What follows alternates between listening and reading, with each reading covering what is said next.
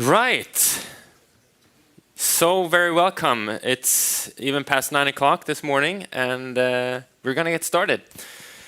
It's amazing to see you all here. We were wondering if we were going to be able to attract as many people to the exotic city of Borås as to Pula, but we managed, and I'm very grateful to see that. My name is Fred. You're in Gothenburg. Sorry, Gothenburg. Come on, Borås. No one notices anything except Åsa. Great, you're all awake, I can tell. Okay, Gothenburg, sorry, that is what I meant to say. My name is Frans Evergreen. I am Director of Fire Safe Transport at RISE, Research Institutes of Sweden. And with me here on stage, you might wonder what these guys are doing. It's the fact that it's so amazing. The past 3 times we've been managing to organize this event for free as part of the Lashfire project, but now we have received funding from both Lighthouse and the Swedish Mercantile Marine Foundation, and Lighthouse has also participated in co-organizing this event together with us, so we're so grateful for that. So therefore I would like them to introduce themselves and their organizations, and yeah, tell me, what do you do? And am I starting? Start, please, Åsa. Okay. So my name is Åsa Burman. I'm the director of Lighthouse since 2014. Prior to that, I've been working in the energy business and process, and I also worked in the energy harbor of Gothenburg. So I know a lot about fire and safety. And I'm at that place. I was also responsible for ferries and cruises, nautical department, and port security. And I do think I have some pictures, maybe. Yes. I'd like to start by saying, what is Lighthouse? Lighthouse is a collaboration platform, a Swedish collaboration platform for collaboration in knowledge and research. And we started working like this 2015, so very soon we are 10 years. And our focus is sustainable shipping in all aspects. We're interdisciplinary, so we can talk about maritime law or hull performance, propellers, fire safety, batteries, fuels. And some of us asked if we're a part of RISE. No, RISE is actually part of Lighthouse. So you can see on the picture our partners and members. And also we work closely. We have, if you change the picture. The activities that we do is we try to create collaboration and networking in different ways. We have lots of seminars and workshops. Seminars like this, where we co-arrange, but we also arrange a lot of them by ourselves. We do pre-studies and projects. We have focus groups for different tasks, for different topics, where everybody is welcome to participate. So we run projects and programs. We have a trainee program with mainly for naval architects. And we also run an industry program for the Swedish Transport Administration for 10 years. Thank you, Rickard, who's sitting there. And we also do a lot of communication and external monitoring, what is happening. And as you probably know, a lot of the interesting things happen in Sweden, but a lot of the things happen outside of Sweden. So we try to keep up to date with that. And one of our dear members is your organization, Kalle. Thank you, Åsa. Yes, and I am Carl Karell, manager of the Swedish Mercantile Marine, and my background is master mariner. I will stop there. It will take too long time to explain all of my background. But you can find more information about us, the foundation, in this brochure that is out in the hallway. And we are very excited to be here and take part of insights and enhancements in maritime fire safety. And we will, I think, continue with showing a short film explaining what this foundation is working with. Thank you.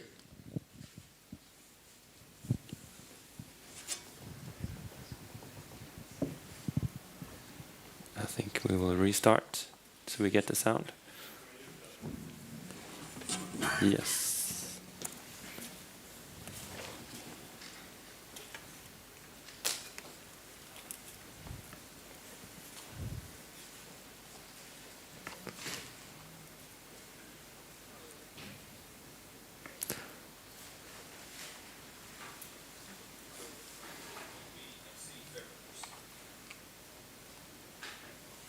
The Swedish Mercantile Marine Foundation was established in 1972 and has since provided financial support to seafarers. We are a yield foundation, and 80% of our returns are distributed. In addition to offering financial support, we work to promote quality education and improve safety, working conditions, and the well-being of seafarers. Depending on the number of months you've spent at sea, you may be eligible for a pension or emergency assistance as financial support. We also provide support to students and schools, offering maritime education that leads to qualifications for a career at sea. On the annual Reward Day, we honor a large number of seafarers who have made improvements on board. The Swedish Mercantile Marine Foundation also financially supports research and development that benefits seafarers.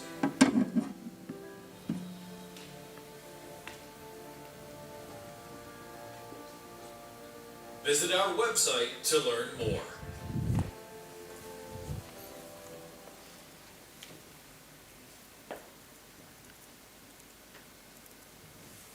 Sorry for that.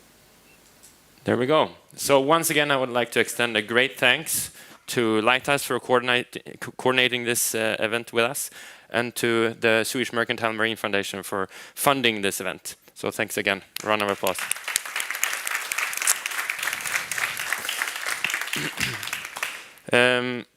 Let's see. Okay, this doesn't want to play with me today.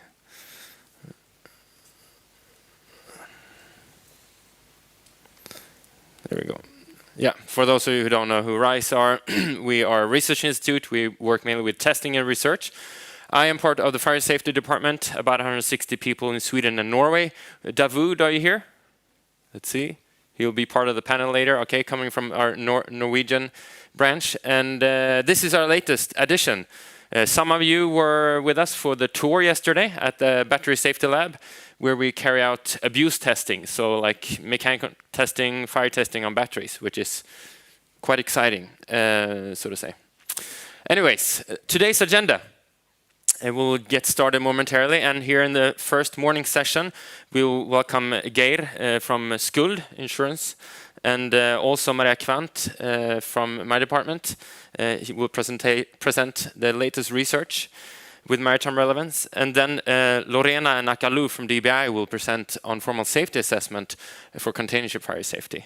Then we'll continue after the fika break. You see there will be a lot of fikas here. You have to adapt to the country you're traveling to, right? So there will be fika, and then in the afternoon there will be lots of fika, and yeah. So yeah, if you didn't know the word fika, it means kind of, I don't know, coffee break, but it can be lots of things. So we'll expand on that today. So after the first or second fika of the day, there will be Monica from EMSA sharing a bit about the new safety guidance for battery energy storage systems on board. And then methanol. It's been around for a few years now, but it's come back because of the fuel prices. And it's not Bogdan, right? No, it's not Bogdan. It's wrong. I'm sorry about that.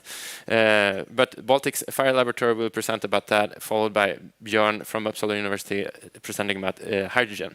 I thought I would share the afternoon presentations after the lunch break, but it will be mixed up, both presentations and some panel discussion, and the sailor stories, which is a new thing we're trying out.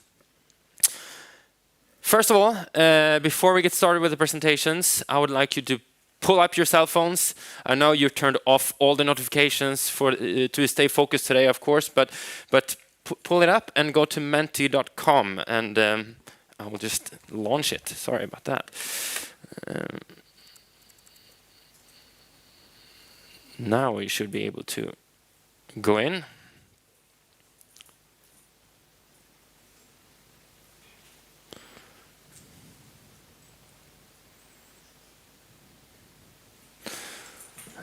And are you getting to the start page? Okay, so this is just a test question. Who is here?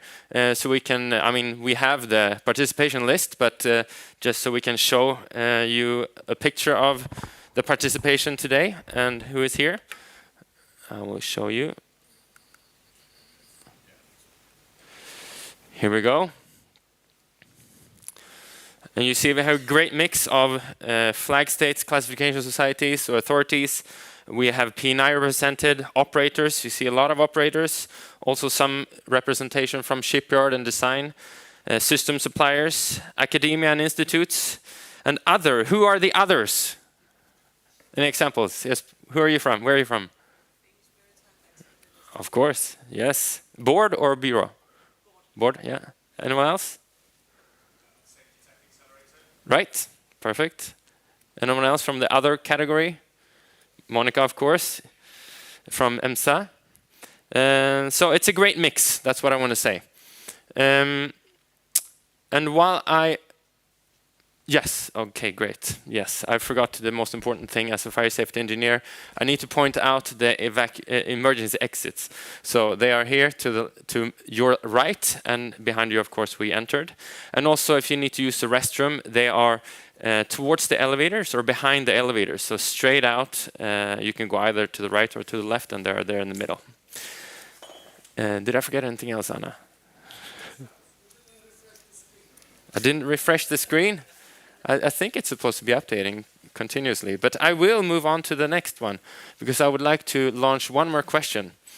At the end of today, we will have a panel discussion about detection. At the last CFIS, we dedicated quite some time to discussing extinguishment. Today, we will focus on detection. I would like to hear your opinion. What do you believe? How common are false alarms? So we can reflect upon this, and I will introduce several other questions regarding detection throughout the day. And we will see, some people seem to think that 100% of the alarms are false. So that's very interesting. Something to discuss for the afternoon. The session will be led by Åsa. Good luck.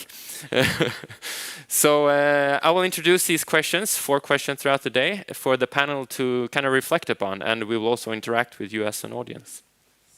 You can continue to share your opinions here while I introduce the first speakers to the stage. Geir, right? Am I not wrong? I hope not. Geir, welcome to the stage from Skuld. And please go ahead and introduce yourself, and I will get your presentation ready momentarily. Thank you very much. Yes, I'm Geir from Skuld. Skuld is a marine insurer. So in this context, I will talk both about P&I and hull and machinery. P&I in this context is cargo, and hull and machinery is the vessel itself. So my background, I have seagoing experience, close to 10 years at sea. And then I went ashore, worked in a shipping company in Norway for many years, had different positions in safety and quality, crewing, DPA, CSO. But the last 6 years, I've been working with loss prevention within marine insurance. So I've been asked to present trends in ship fires from an insurance perspective. What I've done is that I will give you a snapshot of how it looks today. I will not go back in history, but how does it look today? So I only have 12-15 minutes, but this is my short agenda. Look at today's picture. I will focus on container fires and engine room fires. And I will reflect a little bit on focus. Do we have correct focus when we talk about risk mitigation for fire at sea? And how to work on this in the coming years, because we also saw from the agenda, we will talk about methanol and batteries and everything. So it's the common energy sources that we will use on board our ships. What risks do they come with and how to handle those? And a little bit back to basic at the end of my presentation, when I will talk about what I believe is the best risk mitigating tools, and then a short summary. So if we start with containers, we have something called CINS. CINS is the Cargo Incident Notification System. We as an insurance company, we are also a member of CINS, but most importantly, all the big container liners are members of CINS, and they report in any cargo-related incident related to containers. If we look at the data today, we will see that there is a fire in a container every 9th day. So almost every week, there is a container on fire. It's a high number. Maybe it's on a peak, but when we measure over time, I think it will go down. But it gives us some thoughts. And when I say a container on fire, I mean the part of the logistic chain, even during loading, the transport, or during discharge. So what happens in ports or on the ship. And if we look at the ship itself, well, if we look at frequency of claims in the hull and machinery insurance, fires are 3%. So 3% of claims in hull and machinery are related to fires, but it goes for 20% of the cost. So fires are extremely costly, and it's getting more costly. So we are dealing now with claims with over $50 million in fire damage to the ship itself, not the cargo.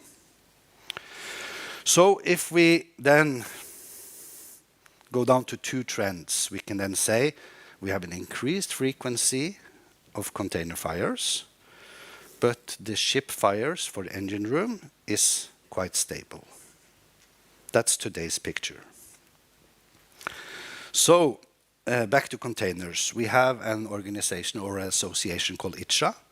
They are looking into the different commodities being shipped in containers, and they have highlighted or shortlisted 6 commodities which believed to have a higher risk. And it's charcoal, calcium hypochlorite, lithium-ion batteries, cotton and wool, fish meal, and seed cake. So it's a lot of traditional cargo we have shipped for years, or we have shipped for decades, but we still struggle with a fire risk. So it's quite interesting. I have highlighted lithium-ion batteries because it's a relative new commodity, and CINS is these days working with best practices or guidelines for how to safe transport lithium-ion batteries from everything from down to cell levels to modules. And last month, CINS came out with new guidelines for transport of charcoal. And one would believe that in 2024, we should know how to deal with charcoal. But still, we have incidents. So if we go down to the engine room, I just want to highlight this because in the engine room, you know, it's the perfect place to have a fire. You have fuels, you have fuel under pressure, you have other combustible materials, hotspots, extremely high temperatures. You have electrical sources, you have high voltage systems, and you have a constant flow of air. So it's not that much that should go wrong before you will have a fire. But what can you do to minimize that risk? Well, it's not really rocket science, because correct maintenance and good housekeeping is the best risk mitigating action. What is correct maintenance? What I mean here is correct maintenance is following the maker's instructions for your maintenance. Use original spare parts, don't use substandard cheap spare parts, but most importantly, that the crew are doing the maintenance correct, that you don't put extra stress on pipes or you twist gaskets and these things. So the maintenance needs to be done correct. So that's why the people on board are so important. If you have a good crew and they know what to do, you have already their reduced risk. So it all comes down to those working on board with the shore organization support. And good housekeeping, well, it goes without saying, if you have a dirty engine room, first of all, you will not spot any leaks as easy, and you have more burnable materials if something goes wrong. And the paradox here is that if you look at port state control statistics, there's a lot of findings regarding engine room cleanliness, good housekeeping in engine room. And if you go to read class status reports, it's also a lot about maintenance. So, not too hard to fix, but it requires money and it requires resources or good seafarers who can handle that. So, correct focus. I might be seen as very subjective here, but I can live with that. But I believe, or I sense, that we might be too much concerned of new cargo types, too much concerned on new fuels, that we in a way have downgraded the risk of the existing risks. So my point is that old risks will not disappear when new risks are coming. We must deal with them all. And how can I say that? Well, if you look at the SINS database again, when we have repeating incidents on charcoal and seed cake and fish meal and cotton and wool, but focus is maybe, or we have, the focus has been not, I'm not saying that it's too much focus on lithium-ion batteries and other things, but maybe it has taken too much of our attention. So, talking about risk, and the picture here is basically an EV with a totally burned out battery. But you can extinguish it and you can control the fire, and the car isn't looking that bad. So, just as an example. But avoid fear as a part of your risk assessment. Stick to facts. If you start to mess with fear in your risk approach or risk assessment, I think you will fail. And that's why, from an insurance perspective, and also as a part of the maritime industry, I will say that we need to understand the risk. And the whole industry needs to have a common understanding of the risk. When we have a common understanding of the risk, we are much, much better equipped to deal with it and to have good barriers in place to mitigate the risk. So we have to listen and we have to believe in research. I find it quite strange that with all the research that have been done, also by RISE and Lashfire and others the last few years, it's still being questioned in our industry. And I cannot see why. So, I choose to follow the fact road or voyage and not the myths. And I say to my colleagues and I say to other stakeholders in the industry, you know, do your risk assessment based on facts and not look too much to TikTok or YouTube videos. Be driven by facts. And then I would just want to highlight this, because it's not that we don't need new rules and regulation. It's not that we don't need better technology to detect or verify fires. But if we have an incident and we read the incident reports or we do our own investigation, almost every time there has been some sort of barriers that have failed. Internal procedures not followed, no compliance with relevant codes.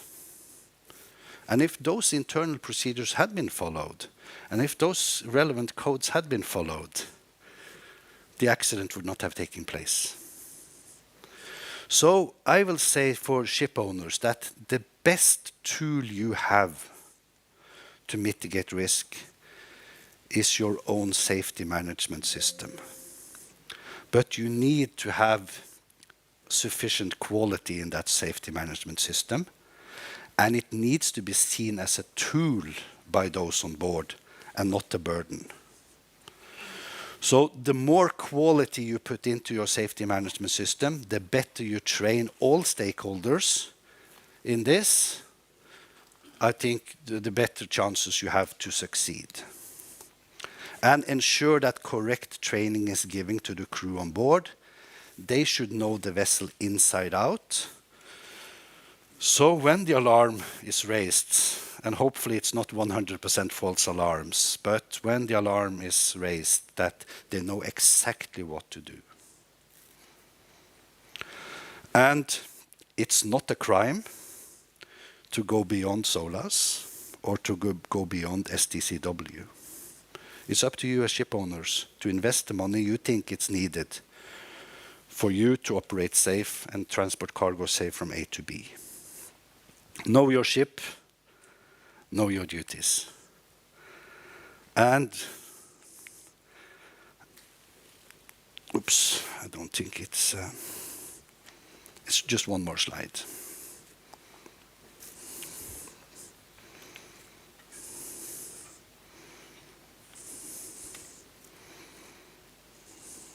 Yes, so my short summary. Dangerous cargoes will continue to be shipped.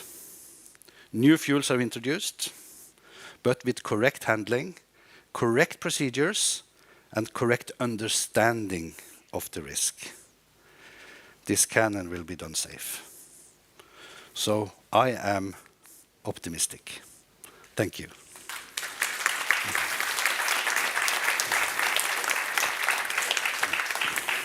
Perfect, Geir. Thank you very much. And after each presenter, we will have a few moments or a few minutes for questions and answers. Hopefully answers, we'll see. So please go ahead from the floor. If you don't take the opportunity, I will. That's a threat. So in the back, please go ahead. Please introduce yourself and your association as well before. Seb Corby, Safety Tech Accelerator. You need to use the microphone. Thanks. Hello. Seb Corby from Safety Tech Accelerator. I'm interested to know whether you think you've got a role in helping people and maybe your clients adopt new innovation, whether you kind of want them to just get on with it, whether you want to explore that together. Yeah, I guess that's my question.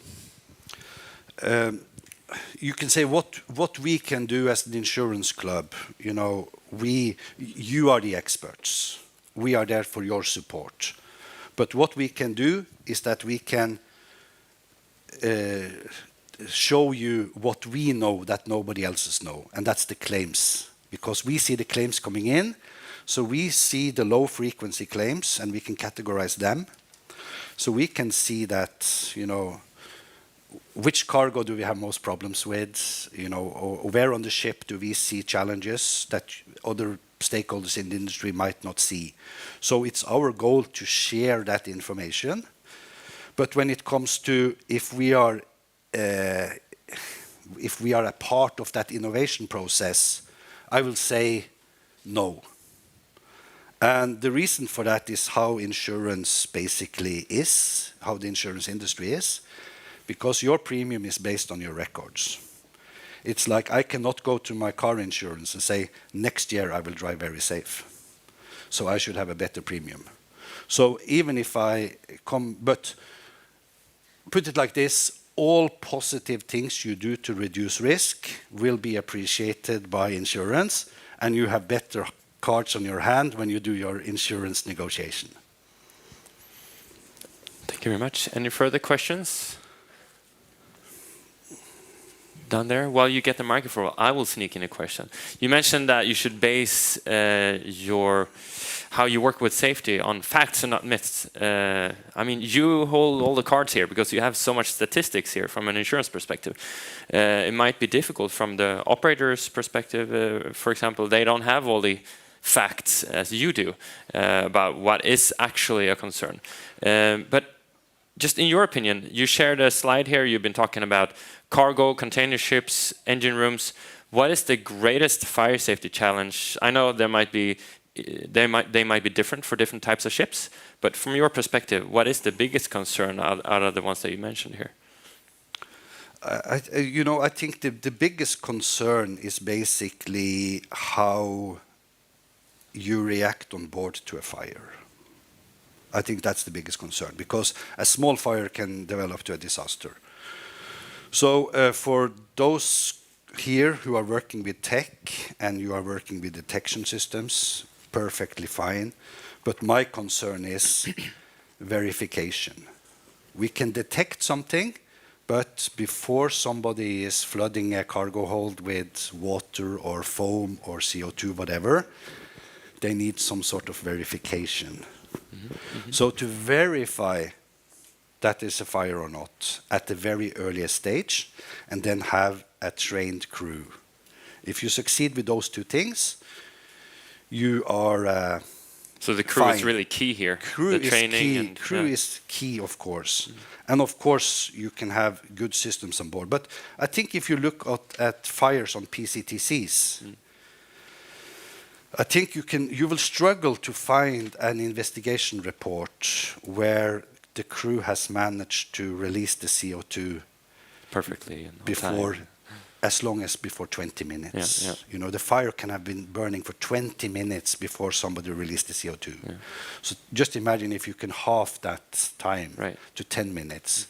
Yeah, that's something we investigated in Lashfire as well, and also we investigated a different track to have a quick release water-based system that you could activate right away while you make sure that no one is there, a non-lethal system. But of course, it's going to be very costly and add a lot of weight, so it's a challenge. There's a question down there. So. Here's the first one. Good morning. My name is Lionel. I'm from International Chamber of Shipping.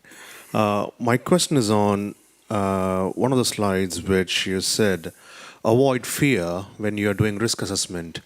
Can you just throw some more light on that? What exactly is meant by fear? Is it something like being a master if I carry out risk assessment, or being a carrier if I do a fleet risk assessment?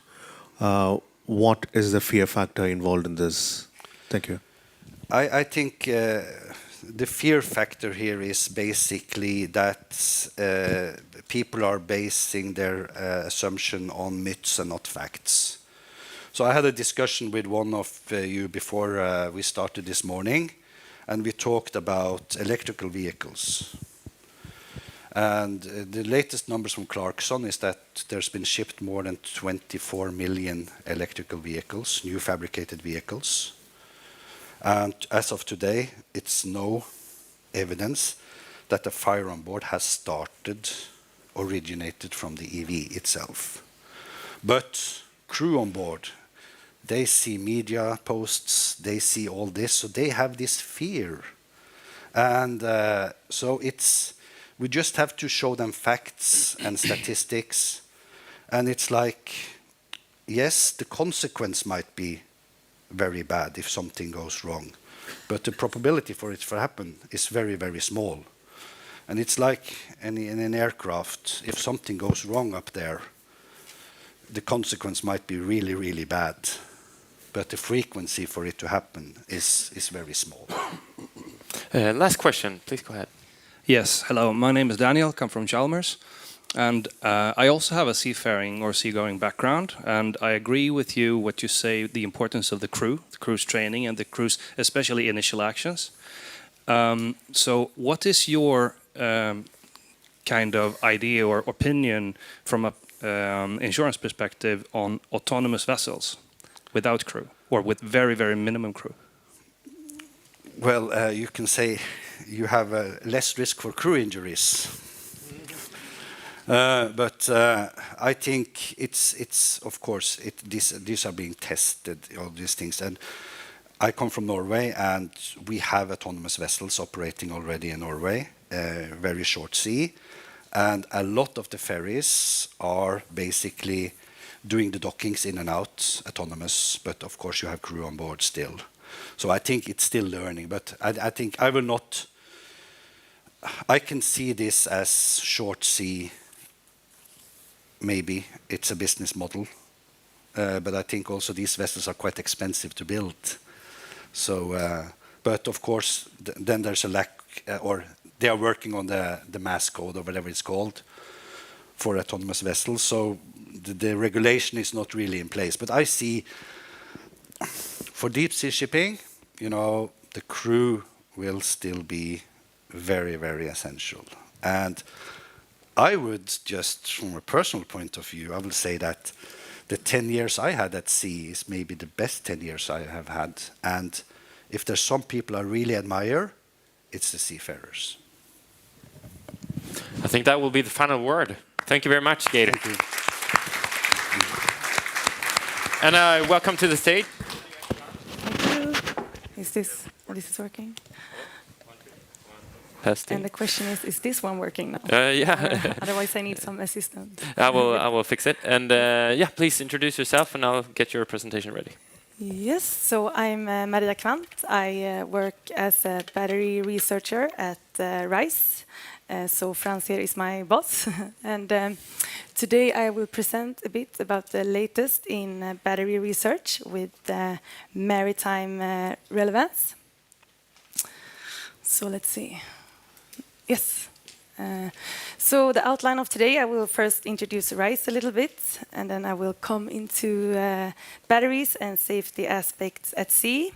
And then I will discuss a little bit about new battery technologies. But with these 15 minutes we got, I will only talk about sodium-ion batteries. And then I will come into a little bit about early detection, which is then the topic of the afternoon panel discussion. And then finally, I will show you some of our ongoing research projects that are relevant for this audience here. Yes, so like Frans said in the introduction, at RISE we are 3,300 employees, but at the Department of Fire and Safety we are around 160 employees, and we are the experts in preventing, limiting and extinguishing fires. And we work with more or less everything. We do testing, certification of materials, constructions, vehicles, ships, to ensure that we meet the fire safety requirements. And since last year, we also have this cool new battery safety lab, where we do our battery testing and battery research projects. And batteries, as you know, are transported globally aboard marine vessels, and we can more or less find batteries everywhere. We can find them in cargo, as cells, modules, battery packs, or as larger energy storage systems. And of course, they are also part of electric vehicles.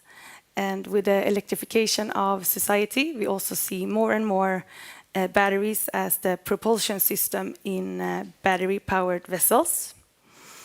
And when a battery fails, they can enter an unstable state called thermal runaway, which is a very fast heat development with a fast production of flammable gases that then can cause fires and explosions. And the extinguishing process for batteries can be long and complicated. And there is also a risk for reignition. Due to that, we can have stranded energy if we have damaged battery systems. And there have been many incidents involving batteries or electric vehicles at sea, as you probably all know of. But one example is 2019 from the Norwegian ferry Ytterøyingen. And there was a leakage in the cooling system, so the batteries entered thermal runaway. And in this case, firefighters came to the scene, and And the day after, the temperature had decreased, so they decided that it was safe to open the room to the battery room, and then there was an explosion. And another example is from the MS Brim, also a Norwegian ferry in 2021. And there was also fire in the battery room. And this time they had learned from the previous accident, so they did not open the battery room, and instead they went to they ventilated out the gases, and at the same time they were adding nitrogen. And this procedure was successful, but it was far from standard procedure, and I think it took over 1 week. And also you all heard about the Fremantle Highway outside the coast of the Netherlands, 2023. And as Gerd said earlier, it's very rare that the fire starts in the battery of an electric vehicle. But if you have a ferry with the cars, there is of course always a risk that the fire can spread to the batteries in the electric vehicles. And the risk and consequences, of course, depends on many factors. And one of these factors are the battery technology that is in the battery. And there are many different battery technologies with different working principles. And of course, the properties and safety aspect varies. But generally, we can divide batteries into two categories: the primary, which are the not rechargeable batteries, and the secondary, which are rechargeable batteries.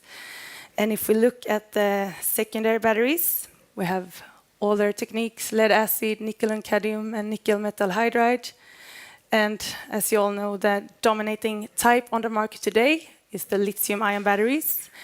But they are also a big family of batteries that comes in different shapes, chemistries, properties, and also different risks.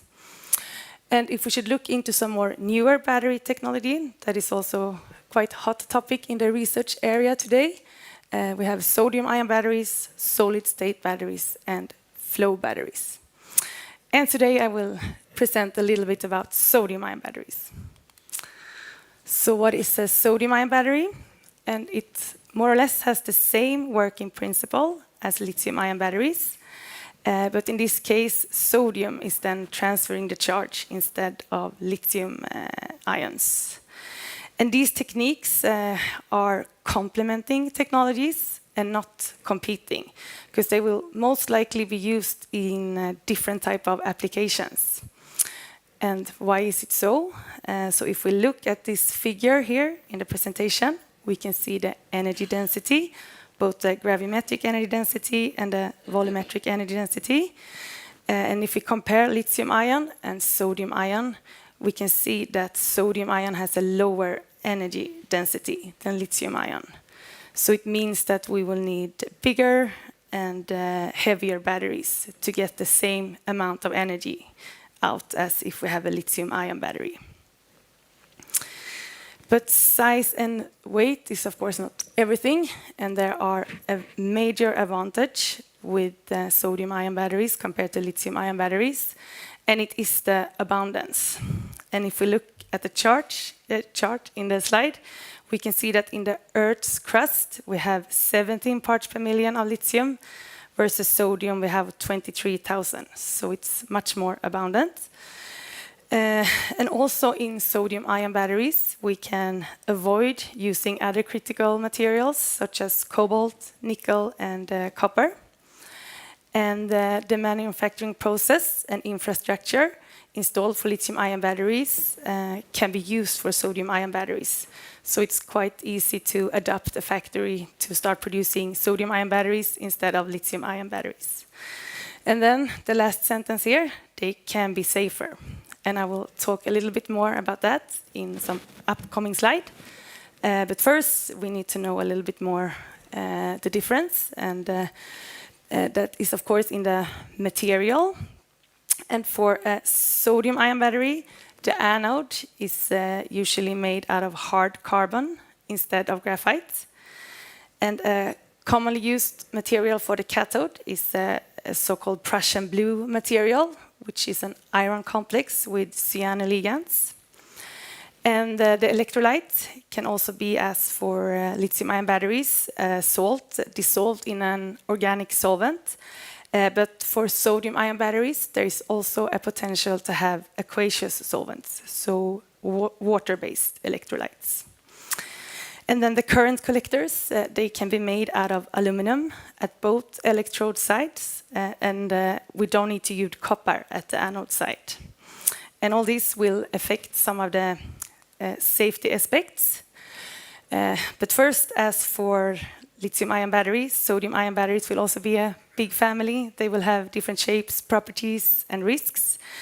And today, there are not many safety studies open to the public. But we know that the aqueous electrolytes, they are not flammable, as with the low boiling point organic solvents that are used today in lithium-ion batteries. And also, by using aluminum current collectors, we can store sodium-ion batteries at 0 voltage. So they can be transported completely discharged, which is not the case for lithium-ion battery. And this has a great advantage for the safety, because we also know that the thermal runaway events are generally more violent at higher state of charge. And also the amount of hydrogen gas that are produced are also usually higher when we have higher state of charge. But one drawback for the sodium-ion batteries, if we use then this Prussian blue material, it can release quite large amounts of hydrogen cyanide during battery failure. And that is, of course, a very toxic and deadly gas that should be avoided. But like I said, more research on both safety and the development of better sodium-ion battery is needed. And RISE are involved in many projects, and I will show some of these in the end of the presentation. But first, I will also mention a little bit about early detection. And for batteries, there are usually 3 approaches. You can monitor the temperature, you can monitor the gases that are released, or look at electrical parameters. And one part of the LASH fire project was to look at early detection. So my colleagues did a study where they looked at 2 different types of detectors, point-type detectors and camera-based detectors. And the main difference is that for the point-type detectors, the gas or heat needs to be in contact with the sensor, versus for the camera-based detectors, everything that is visible within the lens can be detected. And here is also the full report if you're interested in reading more details. But the test setup was carried out then in our fire labs, and they were performed with 1 battery cell at 50% state of charge. And the tests were carried out both in an open environment and also in a container with moderate ventilation. And here is pictures from the test setup, where you can see the placement of the different sensors. And the main conclusion from this study was that early detection is possible, but it is a matter of circumstances. So the ventilation and the amount of gas and smoke that are produced, and also where the detector is located, will affect the outcome. And detection in small and confined spaces is manageable, but in a large and open space, it will be more challenging. And also, if the gas and smoke is cooled down, it may also sink and spread along the floor or the deck of a ferry. And usually the detectors are placed in the ceiling, so that we should also be aware of. And here are 3 figures from the thermal imaging experiment. And in the first one, we can see the battery cell right before the gases are venting. And then in the second picture, we can see when the gases is venting. And also, if we look at the graph, you can see that it is 15 minutes from that the battery cell is venting until we have full thermal runaway. And at least if you're on land, 15 minutes is quite a long time for evacuating, at least. Yes, and then I also just want to highlight some of our ongoing research projects. And we just started the Comrade project, and some people here are in the reference group, so I'm very happy for that. And it will be a literature study where we find information about explosions induced by batteries. And the aim is to later on get a larger project where we also can do some more tests. And then we are working on a project called Fire Design Rules for Battery Fire Safety in Buildings. So it's more or less to come up with some guidelines for when batteries are being put into residential buildings. And then Anna here is project leader of the Coffee project, where we will look at carbon dioxide as firefighting media in cargo spaces. And it will be both experimental and a literature study. And then we also just had a new project where we will look at early detection of thermal runaway, focusing on hydrogen gas sensing and also some electrochemical spectroscopy. And finally, we're also working with newer technologies, and we are two projects with sodium-ion batteries. The Free NIBS project, where we try to find better and non-flammable electrolytes.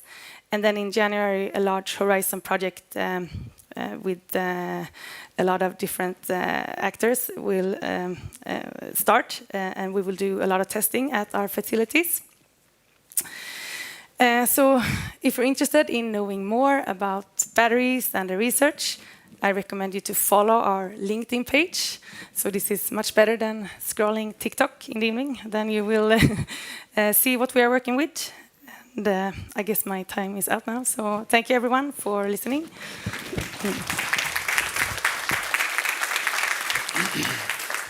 Thank you very much, Maria. Thanks. I'm sure we have lots of questions. Just raise your hand. I don't want to steal all the questions. One in the back. Please wait for the microphone. Thanks. Seb Corby, Safety Tech Accelerator. Apologise if this is like too technical, but I'm interested to know kind of what gas sensing technologies you are using to detect the thermal runaway. Is it kind of off-the-shelf ENOs or kind of traditional sensing approaches? Thanks.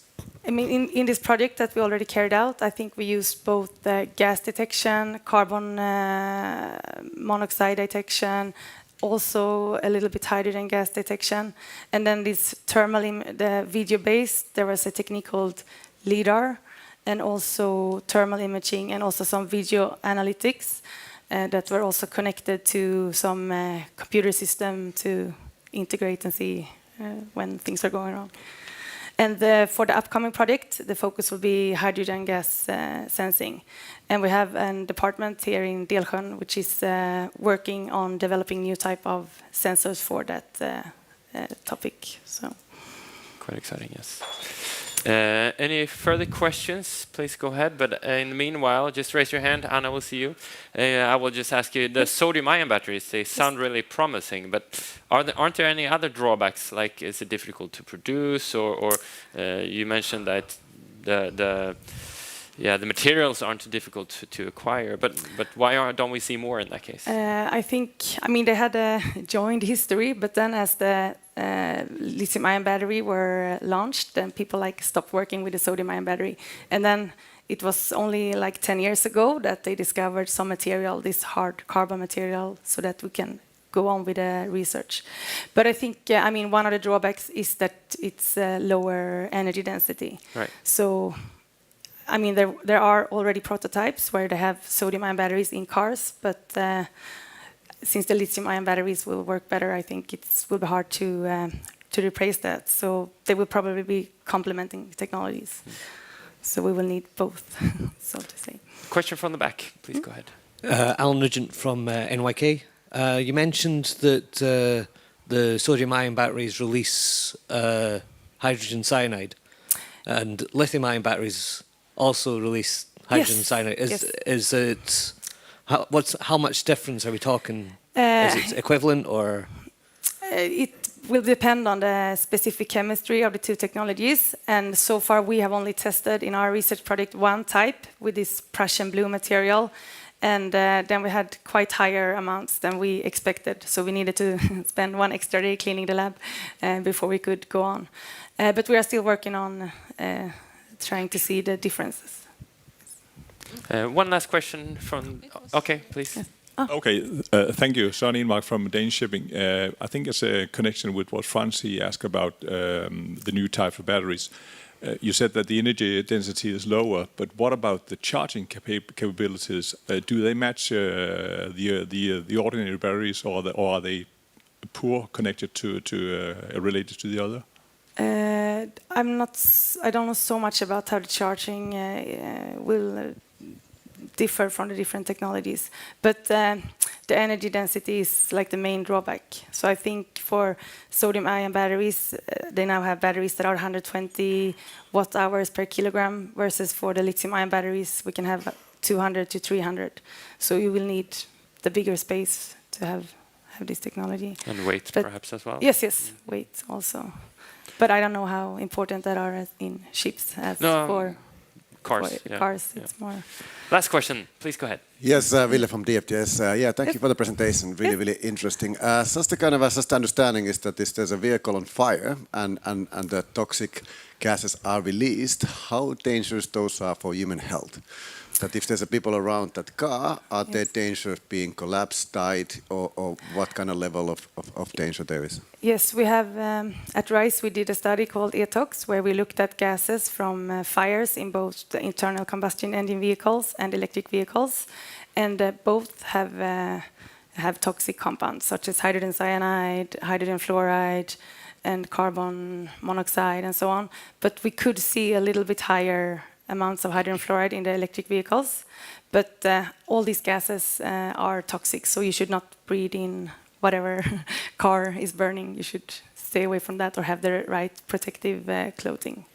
Much better answer when you asked me yesterday, right? But, basically, I mean, it doesn't matter if you die 100 times or 150 times. No, you still exactly die. So it's very dangerous. And I mentioned yesterday also, it's not like hydrogen fluoride. It's not 1,000 times more. It's like what, 3-4 times? Yes, and we also see it in traditional vehicles. Yeah.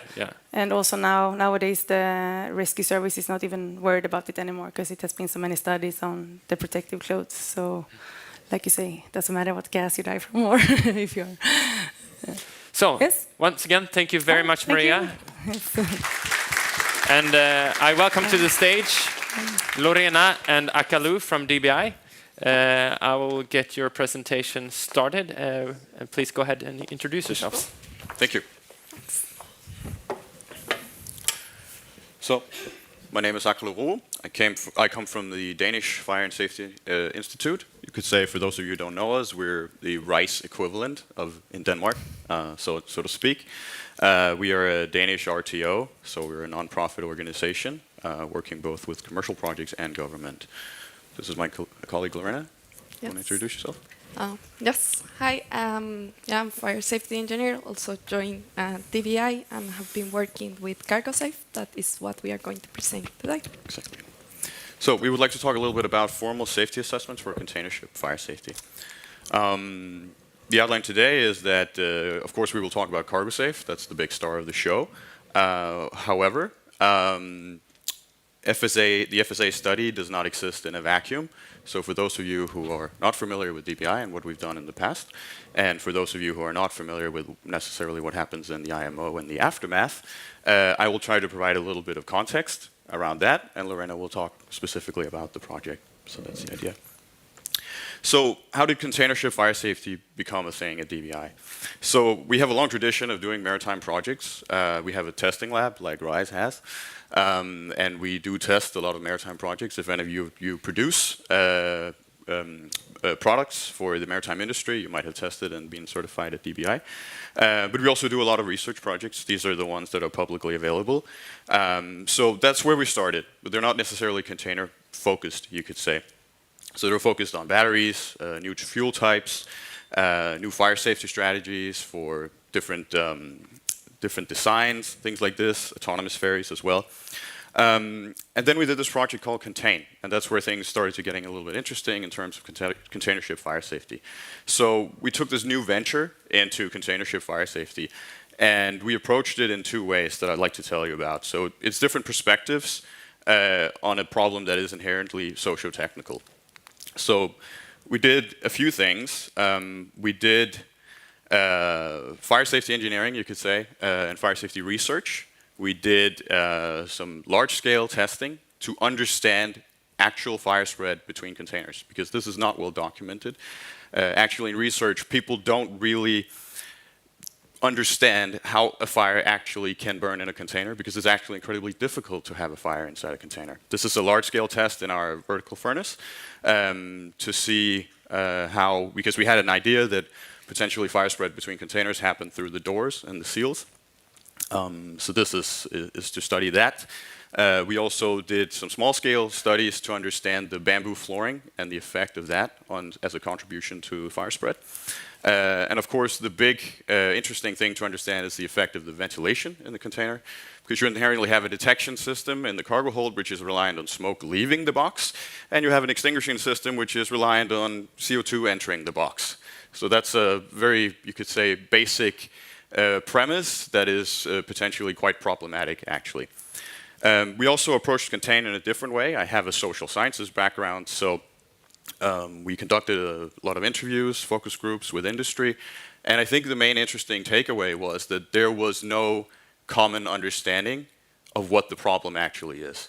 And unfortunately, having worked with this for a while now, and I was also being present in the IMO discussions, that is unfortunately still the case. Of course, we have tried to push through CargoSafe and whatnot to sort of clarify some of these issues, to get a better understanding and at least have a common baseline of what it is that we're talking about.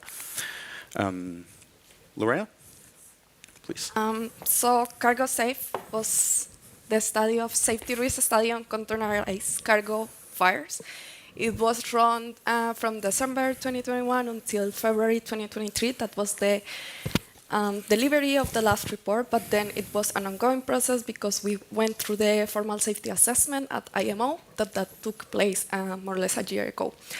We have different partners, so it was not only DBA, it was a consortium, and then it was sponsored by EMSA. We have 5 different packages. So we started by doing a hazard, then we did the risk analysis, evaluated different risk control options, then with these ones, we did the cost-benefit assessment, and finally it gives some recommendations. So I'm going to talk through the process and very general idea of what the formal safety assessment looks like. So first is the container ship evolution of the years. So what we saw from a statistic is that yes, container ships are growing, and the new containers or the new ships that are joining the fleet are carrying more TEUs. And we can see also that in the total fleet capacity in the world in TEU years, so it has been steadily increasing over the last 2 decades. What we also found is that the frequency of fires on container ship per year is more or less stable when you look at the TEU years. So what we found is that if you are introducing more containers through the fleet to the fleet world, then you are increasing also the probability of having a fire. And that's not a surprise. We are seeing it that this is only this year that you have the Northern Julien, then in Metz Frankfurt, and more. And they will keep coming because the fleet is just increasing and the probability of having a fire is just more or less stable. So the objective of CargoSafe was to identify cost-effective measures to reduce the risk of cargo fires on container ships. And it has different dimensions within the project. So the idea is that the measures will be evaluated for 4 different protection layers. So it's prevention, detection, firefighting, and containment. And we did it for new builds and retrofitting, because the cost of implementing a new technology for new builds and retrofitting, it will be not the same.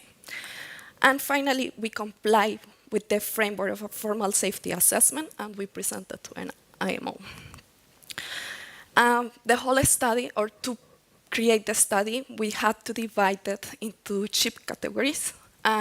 We created 3 different categories to have a general picture of how the world fleet looks like. So we divided by TEU. The first category is roughly 18,000, then 17,000 TEU, and finally the one that is like the biggest one is the 3,500 TEUs, more or less represented by a feeder. And then we did the formal safety assessment. So this is how it looks like in a broader scope.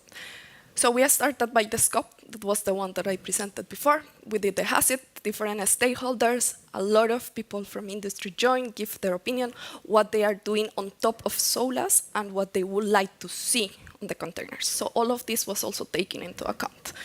We created from them some scenarios and divided cost and frequency. This is the prevention side of it. So what will happen that lead to a fire? And then we evaluated the consequence. So what will be the aftermath of this fire? From this one, we can evaluate, you have frequency, consequence, the risk. And assuming that it's not acceptable, then we propose different risk control options. That is different technologies that could be applied to reduce either the frequency of the fire or the consequence of this one. Finally, we evaluated the cost-benefit of the implementation of the different technologies, and finally the report.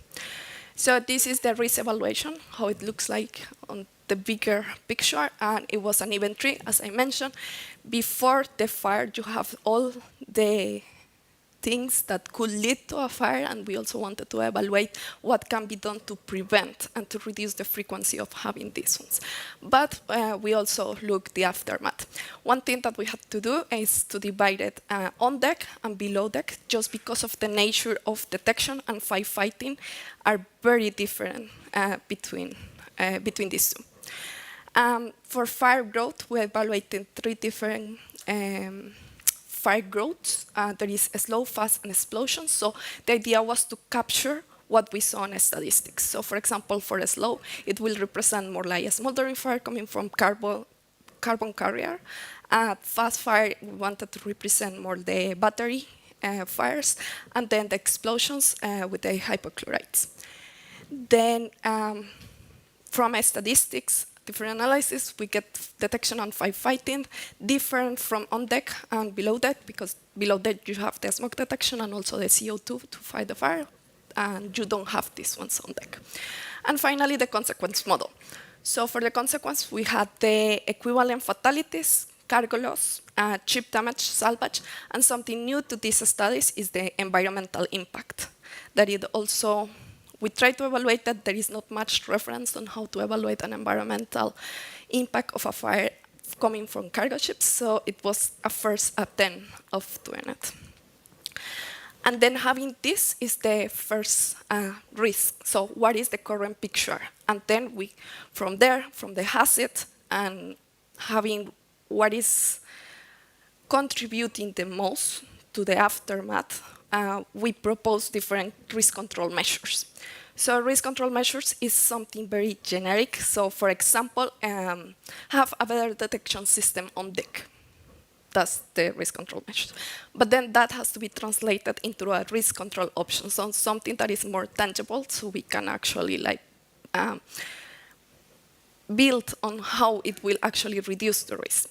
So for example, in risk control options, one is a single detection system per container. These ones will create a risk reduction potential on different layers. So for example, I was talking about detection, so it will be on detection. But early detection will affect further firefighting, right? So this one was also more or less evaluated on a qualitative manner. And then from this one, we have a new risk summary. Having the two, you have like the risk reduction potential of the option of the measure. And then you can go into cost effectiveness. So this one has something interesting because according to the FSA guidelines, we have to use certain criteria. However, cargo ships are not a very specific type of ships that you don't have a bigger crew. So it's not like, for example, a ferry where you can like have more people and then like implementing something that will save more people will give you more budget. And that's taking more into account into the two first criteria. So it's gross and net cause of averting a fatality, but it has a heavily focus on life safety that for cargo ships is non-applicable or not straightforward applicable because the crew is very small, so the amount that you can reduce the probability of losing a life is also very small. So that's why we also had to introduce something that was also for this study for cargo ships, that is the benefit cost ratio. Sorry. And it's more related to the ship and cargo, just because it has a bigger budget, but then still you have, so we ranked the different measures. So first we do the probability of reducing the probability of losing a life, and then we did the cost-benefit ratio. And these are the final recommendations. So as I say, it was 2 per layer. So we have on prevention ones, we have improved control of lashing and a container screening tool to know where are the combustibles and where to place the containers. We also have detection, portable infrared cameras for the crew, and individual heat detection. We have firefighting, that is unmanned firefighting, that we found that is most cost-effective for retrofitting, and manual firefighting tools to increase reach. And finally, containment is to avoid the spread of fire from below deck to on deck, that is passive protection towards that, and active protection on the near the head covers. As I say, we have different generic ships, so not all the measures are applicable or are cost-effective for all the ship types, just because of the size of it. So if we apply the cost-benefit ratio, meaning that you have more budget per container, it means that you will have a larger budget for larger ships, just like that. So every time that you reduce the size of the ship, you reduce the options that are cost-effective. And these ones are the ones that we propose as final recommendations, and the ones that are being more or less discussed at IMO right now. This the aftermath. So again, to put it a little bit into context, that was the detail of what we did, carried out in CargoSafe. So for some of you that maybe are not familiar with the process of what then happens when you do a study like that, I think it's a little interesting. Some of you are very familiar. There are some faces here that I recognize. So we submitted, of course, the final report that's submitted to EMSA, who hosted the project. A review was carried out.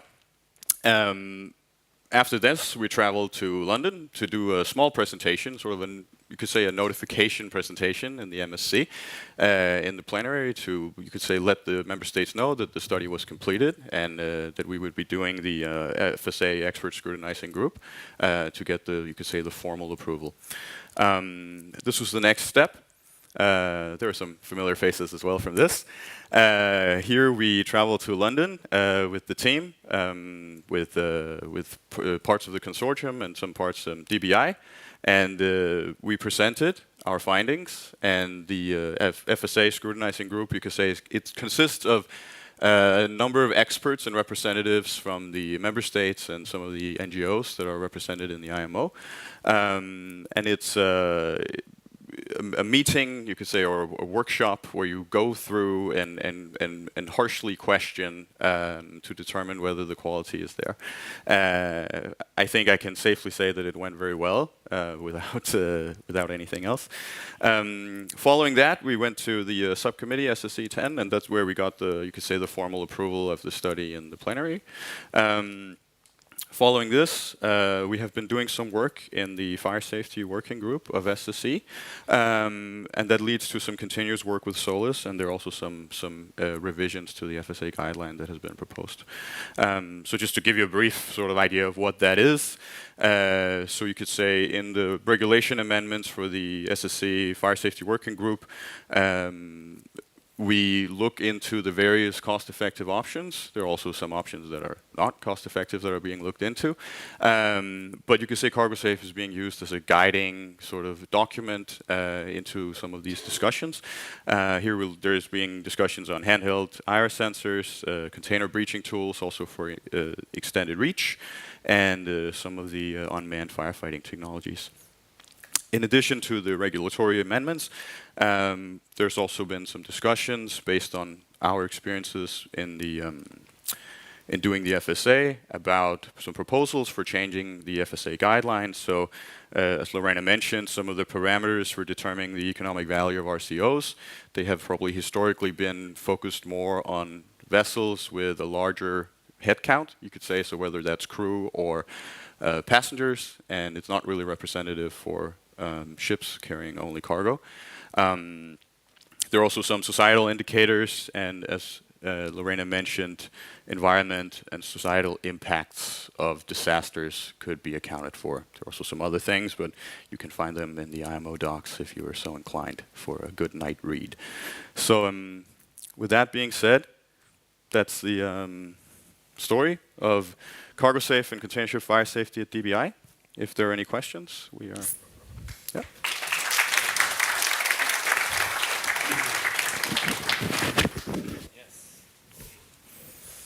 There are lots of questions. Please go ahead. Excellent. Ville. Yeah, thank you, Ville from the DFDS. Really good one, really interesting. Did you look into the container design itself? Having a fixed firefighting, the material, build the containers, and so on and so on. Was that part of the scope, or is that something that you're gonna look into in the future? So yes and no. Initially, we did discuss the actual design of the containers, both in terms of containment. So you could say if you could keep the fire within the box itself, that's of course a positive. And we also looked into detection methodologies. There are some discussions about that, I'm sure people are aware of, about, for example, placing sensors and so forth inside the box. However, you could say the project was carried out very much in collaboration with industry. You're invited for the hazard to have these discussions in the technical group, and we very clearly or very quickly realized that the budget for actually altering the box is not really there. So you could say it was the initial part of the discussion, but it fell out of scope in terms of the actual FSA. So you look more into say, okay, the box is what it is. That's the state it's in, and then what can we do on board the vessel to mitigate the risks. But yes, there are options, of course, but the problem is the number of containers out in the world is very high, and your actual budget per box to change something is incredibly low, unfortunately. So. Can I follow up on that a little bit? And I think we had another question here. Like, if you take a step back, how well do you feel that the FSA tool is to assess solutions for improving fire safety? Well, in this case, applying it for cargo ship fire safety. Or what changes would you like to see in the tool? It wasn't developed thinking on cargo ships. So we have to play around within the framework. So as a framework, I think it works, but then there are some constraints that are not applicable, so you cannot generalize that and just like go to every type of ships and just apply the same. So it has to give a little bit more of room, so you can also like play, for example, with the cost-benefit ratio. But still as a framework, I think it works as a general guideline on what should be done. I can maybe add to it. So you can say my background is not necessarily heavily focused on the technical aspects. I also care about the social and organizational, cultural aspects that come with these. And I think like so many other risk assessment tools, they are inherently engineering based. So it's very difficult to represent these factors in heavily engineering based. So like it's possible, but it requires some extra effort, as some of you probably know that work with this, and it requires also you could say a vocal presence. So when you then go to the meetings, because some of these things cannot, they cannot factually be evident in the actual writing. So the more soft factors. Yeah, so you sort of like you have to represent them also at the meetings. But I think that's not necessarily to blame at the FSA structure. I think that's an inherent issue in most risk assessment tools. Yeah, it available. immediately becomes a bit square when you squeeze in the Exactly. organizational and if you social try to aspects, put everything into an Excel sheet, it can be a bit difficult. Okay, let's see here. Another question, please go ahead. Yes, thank you. My name is Ravo of Grimaldi Group, Italy. Just a question about the assessment. I see your process is very clear, but we understood that during every year there are thousands of containers affected by misdeclaration, especially for hazardous material. So my question is if this is something that has to be considered or should be in your process. So misdeclaration was considered in the prevention part of the study. Actually, that part of the study was led by Rice. But again, you could say the FSA, as we were doing it, sort of sits under the SSE subcommittee, and inherently the misdeclaration sits. So it gets a little bit political, IMO political, but apparently the cargo handling doesn't sit in that subcommittee. It sits in the CCC subcommittee. So there were some recommendations to look into this from the FSA, but it's been forwarded to the CCC subcommittee instead. So it's a bit, more, because IMO political about how things are done. One last question down here. Robert, Lloyd's Register. Is it possible to put the slide with the recommendation? Yes. So this one? Yeah, this one. Yep. Yeah. I can see that in the firefighting F4, F3, F4 is actually accepted for all 3 model ships. Yes. Yes. And manual firefighting. And actually, we as Lloyd's Register, perhaps all the Ajax members are very happy to see that. Has it been part, Lloyd's actually missed the chance to participate in your project, unlikely like Bureau Veritas, but has the performance standards of this, we're gonna grill you when you present on SSC 11, performance standards of manual firefighting tools and unmanned firefighting. Because first thing that this will go, it will go through. We will all, including RISE and DBI, be asked for type approvals. So, performance standards, has this been part of a study? You could say, so the RCOs have been evaluated to a certain level. What we did for unmanned firefighting, and I think actually it's very clear in the report, but people have a tendency to read into text what they like to see. And the unmanned firefighting, the reason why it is cost effective for all of them is because the cost benefit analysis was done for the cheapest option, which is one that is already available on most vessels now. So you could say, depending on, and that's out of my hands and out of DBI's hands, of what is actually approved or goes through the fire correspondence group and what is proposed from the working group, I mean, we can have an influence, but I don't know. So you could say, if a more heavily technical system is proposed, then of course we will have to look into what the performance requirement should be for that to perform.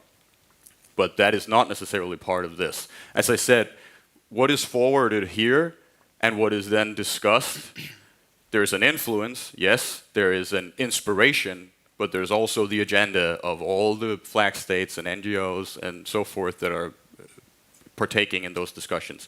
So whatever comes out of it, we will have to see in detail what that is. Thank you very much, and thank you very much, Lorena and Akalu, for your presentation.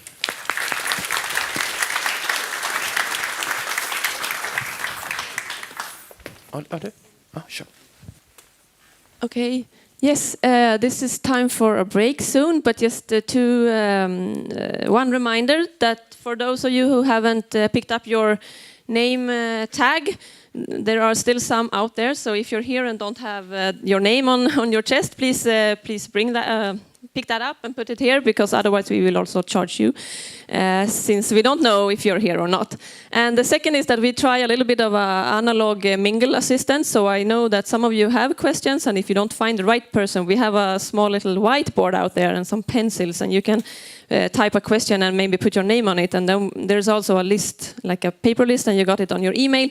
And then maybe you can continue the discussions here or in a fika break, or continue on email or so. So if you want, you can write some questions on a whiteboard, and we will try to, you can find yourself. Yeah, exactly. So, and before or during the coffee break or fika, please have a look at the Menti and choose what you think is the greatest challenge for fire detection. It's a little bit apples and pears, and we know that, and I think that's fine. There are different choices here: new fuels or energy carriers for propulsion, machinery spaces, engine rooms, container ship fires in general, or is it battery electric vehicles and other alternative fuel vehicles, or is it reefers and other connected cargo, or perhaps batteries in cargo that we hear a lot of alarms about, or is it in fact the false alarms that we initiated with, or something else? Second breakfast is my dad's favorite meal of the day. This will be the second fika, so take the opportunity, mingle. That's where we're here kind of after the pandemic. It becomes really important to do this physical networking, so take this opportunity, like Anna said, write your challenge on the board and meet some new people and enjoy, and we'll meet back here. We will say actually at 10:55. 10:55 we'll be back here. Okay, enjoy.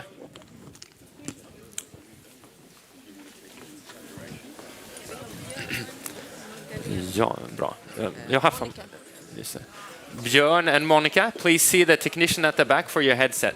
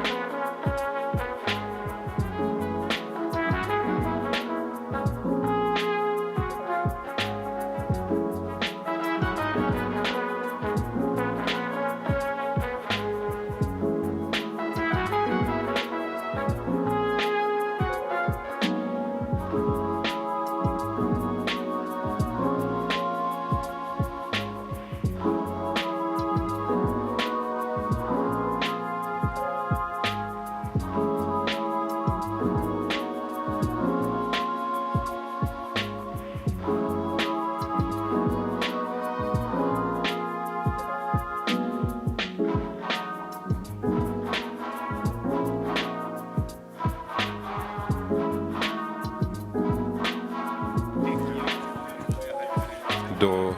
Alltså,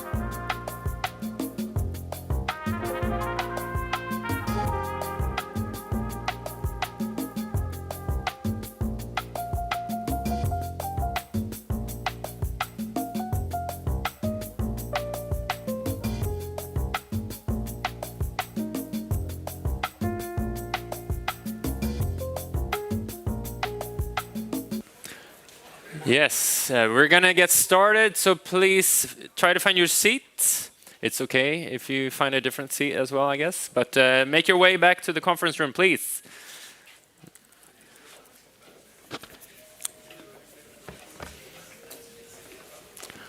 So if you want to see on the screen, you can see what people find to be or believe is the greatest challenge for fire detection, and container ship fires definitely have received a lot of votes. But we also see a lot of votes on other categories. Machinery spaces, gate, I see that some people don't share the concerns regarding detection, at least for engine rooms. But yeah, I'm sure there can be different opinions about that. Obviously, 2 people find it quite a concern. So we'll have more thoughts on that for the panel discussion. And now, while I would like to ask Monica to the stage, I would also like to mention something. Just a second. I would also like to mention that we're actually live streaming this event today from Lighthouse website to enable seafarers to watch this online, and we're also recording it so you can watch it afterwards. So if you have colleagues or any other contacts you think should see this event, you can recommend them to go online to Lighthouse website. So enough about that. I'm going to prepare your presentation momentarily, and very welcome Monica from European Maritime Safety Agency to give a presentation about BESS on board. Yes, thank you. Is this working? Not yet? No, not yet. Okay. Not yet. Okay. So good morning, everyone. My name is Monica Ramalho. I work as a project officer for ship safety at the European Maritime Safety Agency. And today I'm presenting our EMSA safety guidance for the battery energy storage systems on board ships. This is the document. It is published since November last year in our website, and it takes the form of an EMSA guidance document, which means that it's of non-mandatory nature and is out there just to provide guidance to the industry and to the national administrations on how to look and how to approach the verification of new ship designs that include batteries on board for several different purposes, being for propulsion or not. We are not battery experts, so this was actually the work of a very good collaborative industry. It was an industry effort to put this together. We had close to 80 battery experts working with us during several months in meetings and written consultation and review to come up with this guidance. We had the major maritime battery manufacturers, integrators, shipyards, operators, and regulators, several class societies, and also some maritime administrations who helped us put this guidance together. If we look at the evolution in number of batteries installed on board ships and also the growth in their average capacity, we can see that now we have more batteries and also larger ones installed on board ships. And this makes clear why there was the need to develop such guidance now. I collected this information from DNV, they provide it with the help of the Maritime Battery Forum, and it's also the only source of information about batteries installed on board the European flagged ships that we have. And if we look closely at those, we can see that we have now around 350 ships flying the flag of one European member state or Norway or Iceland operating now.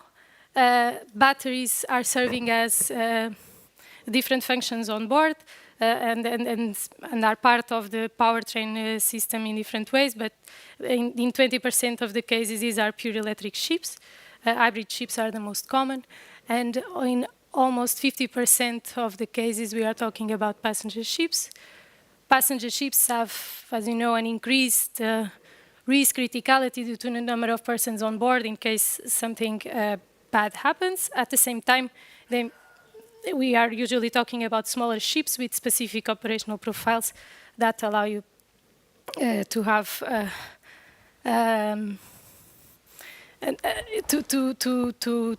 act in an easier way. For example, it's easier to reach a place of safety and evacuate the persons in case something happens if you are close to the shore. There are also some statistics about the cell chemistries in use, and as we have heard also from Maria today, the most common are still lithium-ion based, and these are the ones that we based our work on the guidance on. So this document was drafted in the form of goal-based recommendations. The goal-based structure is one that you are used to see in international regulations for ship safety. The objective was not to draft prescriptive requirements, but to tell you what are the functions that need to be fulfilled in order to achieve your goal. And your goal should be to address battery-specific hazards and risks by either eliminating them or mitigating them. The objective of this document was also to fill in gaps that there are in the international conventions, in regional and national legislation regarding the safe installation of batteries on board. There is currently no international rules on the safety of these installations for use as a part of the propulsion of the ship, for example, regarding arrangements of the battery room. Which means that there is more work for the administrations to verify the safety of these designs, and which also means that this may bring us to having different safety levels depending on the flag and the verification that is done. Another objective was to harmonize the classification society rules, which obviously served as basis for this drafting exercise. And throughout, we also identified existing industry standards that, even if they were not specifically designed for battery systems for maritime applications, they are still relevant in that case. So now going briefly into each part of the guidance. In part one, we are looking at the system itself before being installed on board the ship. The objective is really to understand the different battery components and provide recommendation on how you can design and construct it to minimize fault conditions of the battery. And this is because, at least at the moment when we drafted it, and I believe it is still now under revision, there was no industry standard for the safety of maritime battery systems. So in this chapter, we are looking at each component, how they can fail.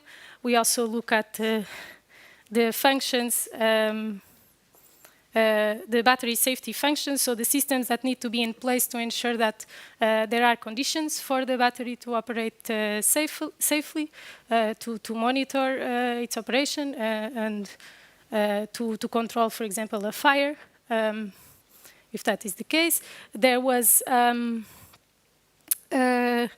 in the beginning, a lot of discussion on whether these functions already come integrated in the battery unit or not, because if not, they need to be ensured by the systems that are installed in the battery room. It's good to see that from the currently available commercial solutions, many of them already come with this first safety layer and with many of these systems installed in the battery unit. Another point we cover here is the need to ensure that these safety functions are always active, and so the need to have a small battery for the battery to ensure the continuity of power supply to these functions. Then on part two, we looked at the integration of the battery in the ship, the integration with the energy management system, which information you need to make available on the status of the battery to the energy management system and operators on board. And of course, most of the discussion was around the battery space and its safety systems. We discussed its location on board to minimize damage, whether you should or not have equipment non-related with the battery in the same space. The recommendation is for large batteries, and if you not need it, then you should not. Fire safety, on which I have a different slide next. Ventilation arrangements during normal and emergency operations and how those differ. And we also discussed electrical arrangements in the room, the need to have means to electrically isolate the battery, shut down in case of failure, and things as such. So, yeah, as I said, most of the discussion was, of course, about fires in the battery room. And this is the case when, even if you have integrated battery safety systems, these are failing in a way that you have a fire that is originated in the battery, but now external, and it can be detected and need to be put down by the systems in the room. So we discussed detection, that you should have, even if you already have it inside the unit, smoke detection, temperature, detecting the temperature rise, gas detection, that should be fitting to the type of technology that you have installed, and in the location that depends on the arrangement of the battery in the room. We discussed the need to coordinate the ventilation strategy with the fire extinguishing strategy. So you know that you need to ventilate to let out any gases that are coming out of the cells, but at the same time, you cannot let this ventilation reduce the effectiveness of your fire extinguishing medium. And finally, the recommendation that we came up with regarding fires in the battery room is that you should, the number of systems, the sequence in which you activate them, the ventilation or not, is really depending on what you want to achieve, for how long you need to guarantee the integrity of the battery room. And depends on the operation of the ship. It may be, for example, that you want to do this during sufficient time that allows you to reach a place of safety, and then also depend on fire brigades on shore, for example. Going forward, we also have a chapter on testing. Here, you're not supposed to read what's in here, but we basically listed all existing testing standards for batteries that are also relevant for maritime batteries. These are also listing in the standard that it's under development, and that will basically replace whatever we wrote here. And we also have another table for tests that we would suggest, or maybe that we should think if they need to be done after the battery is installed on board, and if we decide that these are useful, that we need to draw up procedures on how to verify the installation. We have a last part on operations and training, on the need to define crew training courses that with specific firefighting training to battery fires, courses for the battery electrotechnical officer, also provided by the manufacturer. The need to have on-board checklists for safe operation that include the correct use of personal protective equipment, charging considerations for when you are charging, starting up the battery, or for when it's on standby, and electrical safety in general, and maintenance, always according with the manufacturer specifications.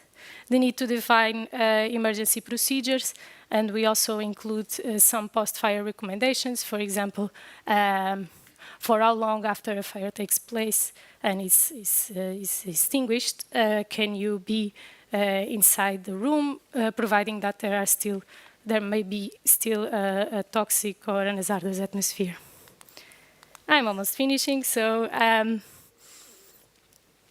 there's a lot in the guidance. As I said in the beginning, the intention is that it is of some use for our maritime administrations and for the industry. There is, of course, a lot to improve still. But for now, we are just monitoring this uptake of the battery technology in the EU fleet and also the use of the guidance.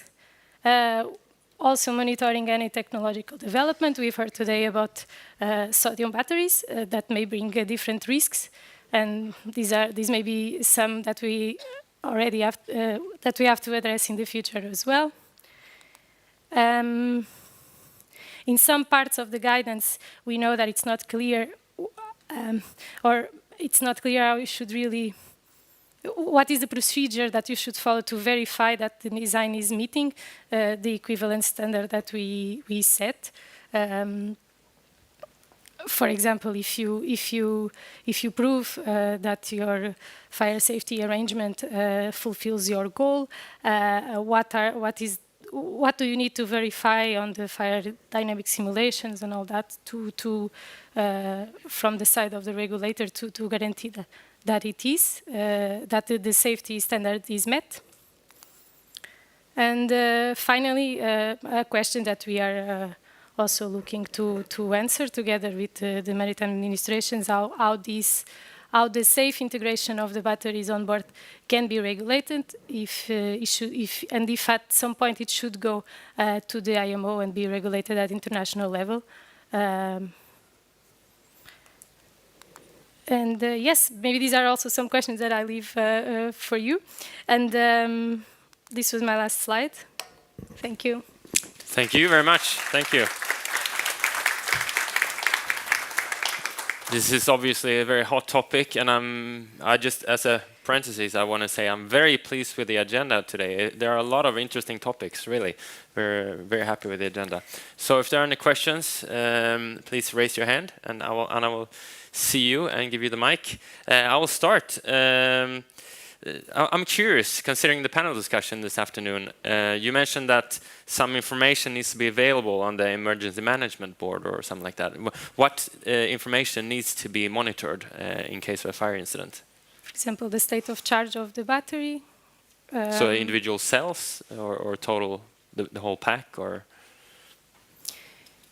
Like at what level do you need to know the state of charge? We are not, that was one of the things that was discussed. We are not reaching any...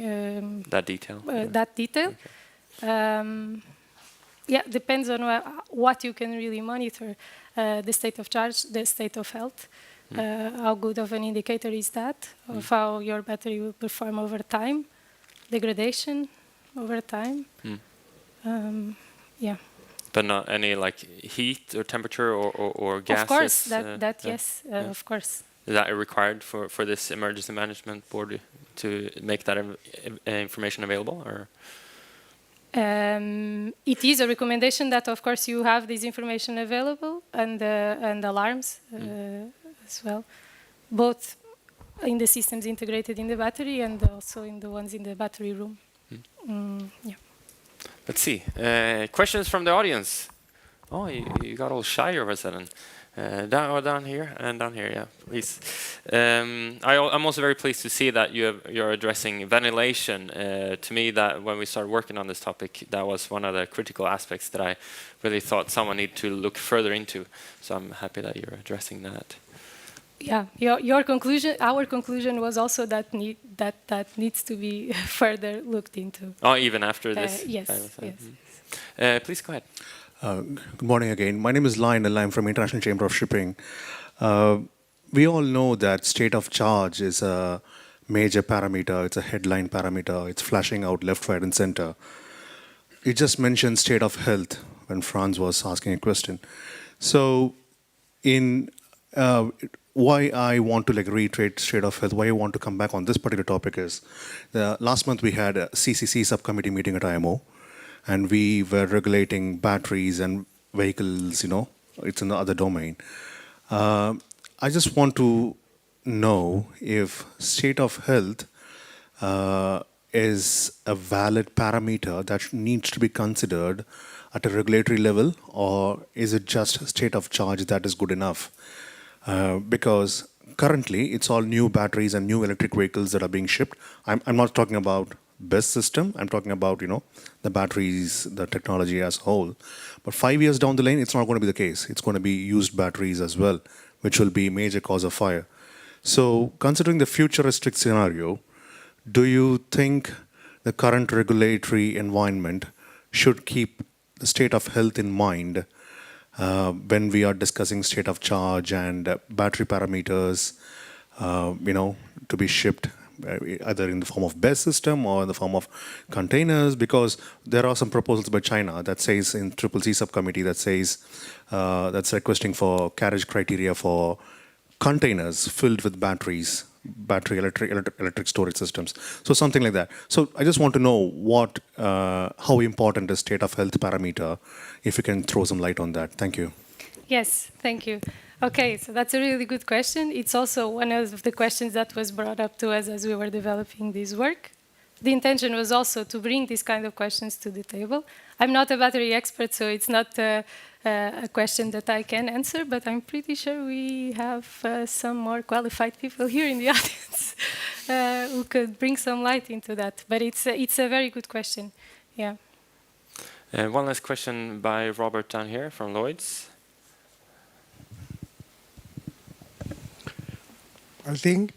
I think I was perhaps in the first 100 who have read this document in November last year. What struck me straight away, I don't remember which part was that, the document mentioned BMS, Battery Management System. In the work leading to the development of this, the minimum number of components, what should constitute BMS, has this been defined? We've got in Lloyd's, we've got our own type approval. It's actually edition 5 at the moment. So, for example, ventilation is critical in battery management, battery safety.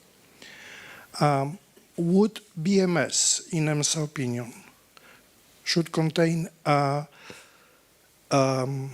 internal ventilation system to vent off the gases if there is a beginning of a thermal runaway? I couldn't read it in the document, so maybe I missed it.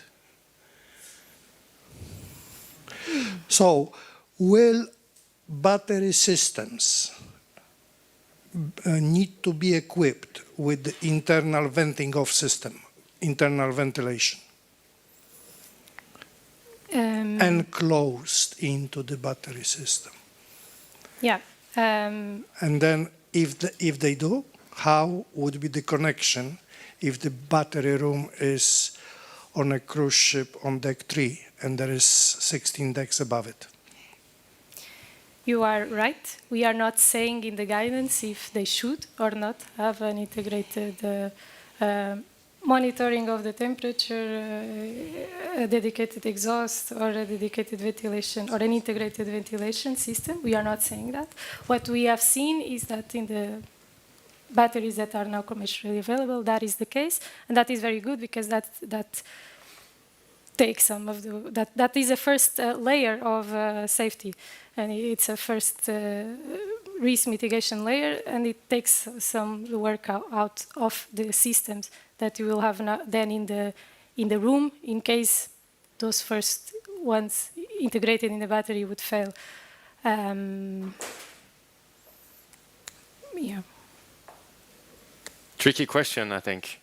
But and we're now all there. Yeah, sorry. We are not saying if the battery should or not have. I think that will also come out of an industry standard when there is one.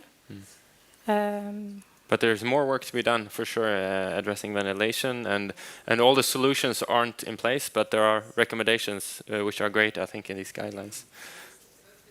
Most definitely. Trying to be diplomatic here.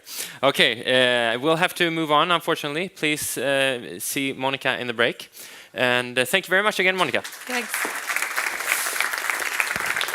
Now we're moving on to a topic that is very close to my professional heart. It will be presented by Magdalena Siedzielnik, if I pronounce that somewhat correctly, from the Baltic Fire Laboratory. So please go ahead and I'll arrange your presentation. So good morning, ladies and gentlemen. My name is Magdalena Siedzielnik, and I am a researcher in Baltic Fire Laboratory. And today I would like to present you a full-scale fire test which we conduct in our laboratory to evaluate the effectiveness of water mist systems which are used in marine industry. And we perform a test with methanol but also with a diesel. Okay. But in a brief introduction, I would like to explain why there is a need to looking for alternative fuels has arisen. So the member states of International Maritime Organization have adopted the 2023 strategy to the reduction of greenhouse gases emissions. And this gave us a few assumptions, which we can see on the slide. But the main goal was to decrease the greenhouse gases emissions by upgrades of technologies, fuels, and energy sources. And this strategy has created a demand for environmental friendly fuels, and here is opportunities to methanol to being one of them. But what is a methanol from the chemical point of view? Methanol is a simple molecule, the smallest of saturated alcohol. It is a colorless, volatile, and flammable liquid which is soluble in water. And it burns with almost invisible flame. And on the table we can see properties of methanol, gasoline, and diesel. And as we can see, a flash point of methanol is around 11 Celsius degrees compared to gasoline minus 45 and diesel 55. So what does it mean? We can imagine that at a normal temperature, any open tank of diesel fuel is typically too cold to produce enough vapor for ignition can occur, but the same fuel tank with methanol or gasoline can easily ignite. And due to the unique physicochemical properties of methanol, we have to remember that methanol fires cannot be always extinguished with the same method and with the same results as other fuels. So this is important to perform dedicated fire tests. And on the slide we can see highlighted 3 different projects which we perform in our laboratory. Project A was created on the basis on IMO 6021 standard. This is a standard for ships using methanol or ethanol as a fuels. And the procedure, test procedure was created on the basis on IMO 1165. We tested here high-pressure water mist systems, and we finished this project last year. And the tests were performed for methanol, but also for diesel. Project B was created on the basis on IMO 387. It's a local application firefighting systems test, and we tested here high-pressure and low-pressure water mist systems. We also finished this project last year, and the last project, Project C, is preparing accordance to the IMO 1165 for total flooding as per table 1 in this standard. And yesterday we just started the test with methanol according to this standard. And as I mentioned before, Project A was performed according to the IMO 6021. This standard is a standard for ships which using methanol and ethanol as a fuel, and the test procedure was performed according to the test program which is included in IMO 1165. Today I will focus on test number 3 in the table 2, sorry. And in this test we use 4 square meter tray which was filled with methanol or diesel and located under mock-up. And the test starts with 2 minutes of pre-burn. This is important. And one of the main criteria to pass the test is that the fire should be extinguished within 15 minutes of system activation. And yeah, now I would like to show you a video what is happening under mock-up when we ignite the fuel. As we can see, diesel is burning much more aggressive than methanol. But now I would like to show you the same tests, but from a different perspective. As we can see, a diesel fire generates heavy smoke, and it also reduces visibility. This is because the diesel contains impurities, which reduce the visibility. And what we can see also that the radiant heat in diesel fire is very high, so it can cause damage of equipment. Compared to diesel, methanol burns cleanly with almost no smoke. The radiant heat is very low. And in the test with diesel, we tested a foam extinguish system. But in the test with methanol, we tested high-pressure water mist systems and also foam extinguish system. Here we use alcohol resistance foam. And as we can see, the diesel fire extinguished after 59 seconds of extinguished system activation. But in the test with methanol, we see that these two systems still fighting with fire. And the fire in the test with methanol was extinguished after 2 minutes and 26 seconds. So it took much longer to extinguish the fire in this case. Yeah. Okay, I will wait till the end, maybe. Okay. Oh, yeah, the main criteria is to extinguish the fire within 15 minutes of the extinguished system activation. So this is the main criteria. Okay. The project B was performed according to the IMO 3087. So this standard describes capabilities of individual nozzles used as a local application firefighting system. And in the standard, we have a test with a diesel. And on the side, we can see marine engine. This is a real object to protect. And yeah, we have a lot of design and installation criteria which we can see on the slide, but I will move on. And in this test, we have to perform the test for 2 fire scenarios, one for 1 megawatt and 6 megawatt spray fires. And what is very important, that the fuel spray nozzles should be located 1 meter above the floor and at least 4 meters away from the walls. But the water mist nozzles should be installed at least 1 meter below the ceiling. On the slide we can see spray fire parameters, but these parameters are for diesel oil. And here we have a table 4 which presents fire scenarios. So the test should be performed for 3 different fuel nozzle positions between 4 water mist nozzles. So the fuel spray nozzle should be positioned between 4 water mist nozzles, under 1 water mist nozzle, and between 2 water mist nozzles. And each test should be performed for minimum and maximum separation distances. And the design fire is 1 megawatt and also 6 megawatts. So we have to perform 12 fire tests in this to complete the test program. And this test also starts with a pre-burn time, which should take from 10 to 15 seconds. And one of the main criteria to pass the test is that the fire should be extinguished within 5 minutes of water application.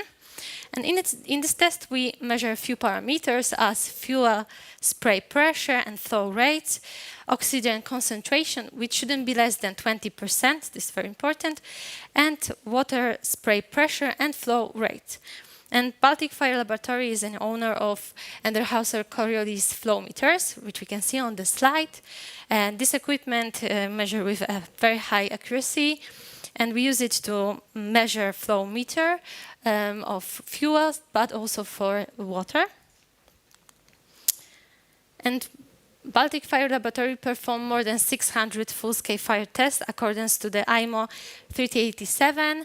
The tests were performed for different fuels, methanol, diesel, for 1 megawatt spray fires, 6 megawatt spray fires in any open and enclosed area with different ventilation conditions and with different water mist system, high pressure and low pressure water mist systems. And during our studies, we observed that methanol fire is very unstable and it's very hard to sustain the fire. But of course, it was confirmed by a lot of publications. And now I'd like to show you a test from the video from the test. And in this test, we tested the same nozzles.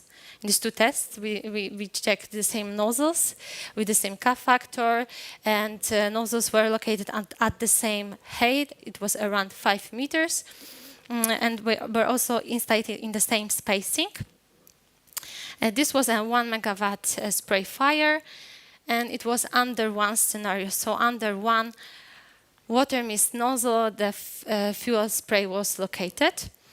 And maybe it's hard to see it from this perspective, but the diesel fire spread downward and forward compared to the methanol, which spread upward and forward, and this makes it harder to extinguish the fire.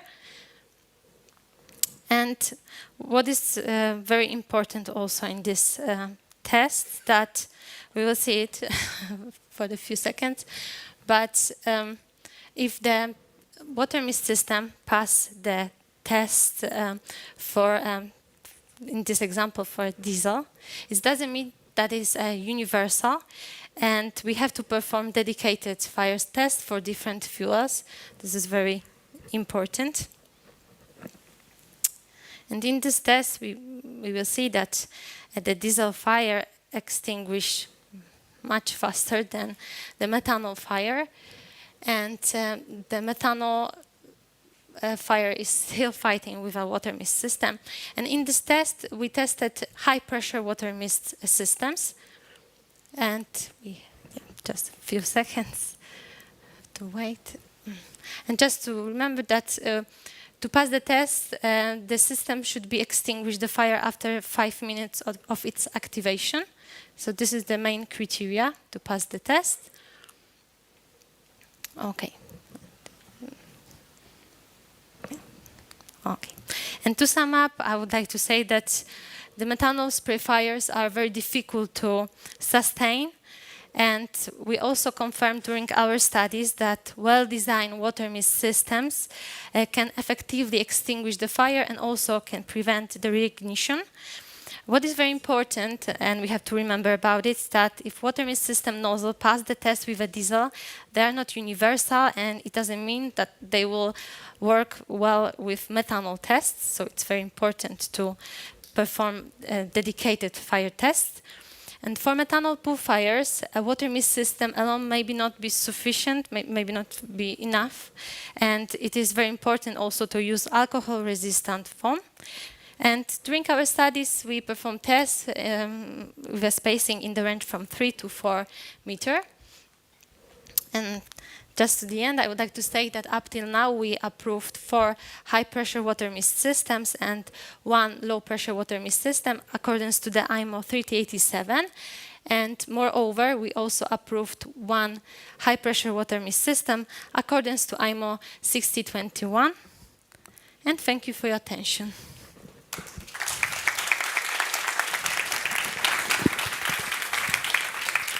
Thank you very much, Magdalena. And I could bombard you with questions here, but I would like to give the rest of you an opportunity. I've been doing a lot of work with methanol, namely. So, okay, I will sneak in a question before. So you mentioned that you carried out the tests with the water mist system, high-pressure water mist system. For the bilge test, did you also include, because you also mentioned that for pool fires, it could be insufficient to just have water. You also need to add alcohol-resistant foam. Did you use alcohol-resistant foam in those tests? In this test, we use alcohol-resistant foam also. Okay. In the case with methanol, of course. Yeah. And for the Project C, for the total flooding tests, are you going to use alcohol-resistant foam there as well, or no? for that moment, I cannot answer to this Okay, question. okay. Well, my recommendation based on previous projects has been that it is more efficient if you have alcohol-resistant foam. So we'll see how you manage. And we also can confirm we had spray fires with high-pressure fuel spray, and it was very difficult to get a sustained flame. We couldn't manage to get a sustained spray fire without an ignition source or a hot surface. But you seem to manage with the low pressure. That's well done. Yeah, Ville from DFDS. Really good one, thank you. Is there a difference, or do you know, is there a difference how the methanol is manufactured and what creates the methanol? Is there a difference on the temperature or difference how it burns?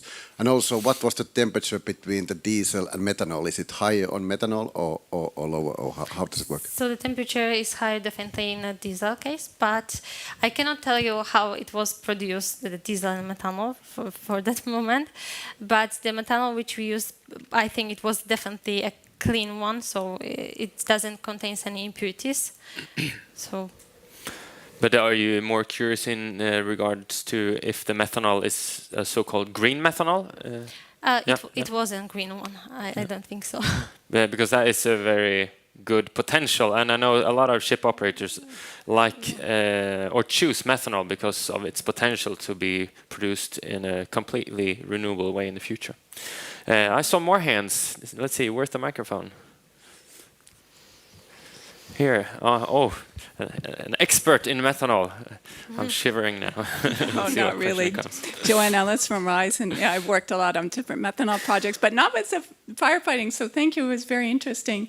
I could just add that green methanol, in fact, will be of the same purity. Methanol is being considered for the same purity as the conventional methanol production, so there would be no difference there. But I was wondering, the tests are set up sort of for diesel, and you mentioned things like the fire would go up and lower. So do you think maybe in the future that the IMO should consider different sort of arrangements of where the firefighting, the nozzle should be, and whether mist is better or if it's better to have water for methanol? Are those things being considered? So we perform also the tests where the water mist systems were installed in the lower, because we tested in a width of the range from 0.15 meters to even 8 meters. So it's hard to say how the water mist system will behave if we're talking about extinguish the fire. Cool. Any further questions? I'll sneak in another one. Oscar here. I was going to ask you, Oscar, because you could all see also in the pictures that there's a lot less smoke and heat generated from the methanol fire. I think it's a third or a fourth of the heat generated from methanol compared to diesel, something like that. But now I'll give you the floor, Oscar. Yeah, I was kind of wondering. Sorry, Oscar from RISE. Yeah, I'm from RISE, Oscar Granlund. I was just wondering, since you had like the same megawatts in both spray fires, how did you manage to? No, we haven't the same megawatts. No, because we have the same fuel flow in these two cases, but it means that we didn't obtain 1 megawatt or 6 megawatt in the case with methanol, but every changes we consulted, and we've got agree from a class society and the shipyard. So yeah, it cannot give 1 megawatt if we have the same fuel flow. So. Thank you. Thank you very much, and thank you again for your presentation. Thank you, Magdalena. So much. Yeah, very close to my heart, as I said, and I welcome Björn from Uppsala University. He will share about another new fuel, you may say, hydrogen. How can that be safe? The floor is yours. Thank you. Let's see if we can get the presentation also.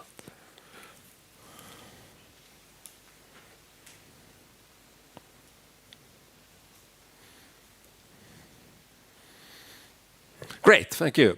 So, my name is Björn Samuelsson. I work at Uppsala University at our campus on Gotland. I'm leading a small but growing group of researchers working in particular with hydrogen systems. and in particular with the supply systems for the maritime sector. I have also a background from the gas industry, where I spent a major part of my professional life within Lindegas, so I have some professional and also research background within gases. But now we're going to talk about hydrogen. Is it dangerous? Well, yes, and maybe no. Hindenburg. This was not a very good moment, of course. Quite often when I talk hydrogen with people who are not really familiar with the subject, they start asking about Hindenburg. And one conclusion is that we should never name our vessels MS Hindenburg. That's a bad idea if we're going to power them with hydrogen. Although, actually, it's hard to know exactly what happened with Hindenburg, but a lot actually points in the direction that it was not a hydrogen accident. It was other problems there. But of course, if we compare hydrogen with natural gas, it is easier to get problems. It has a much broader span where it is flammable. It's easier to have it ignited. So yes, there are certain risks that we need to deal with.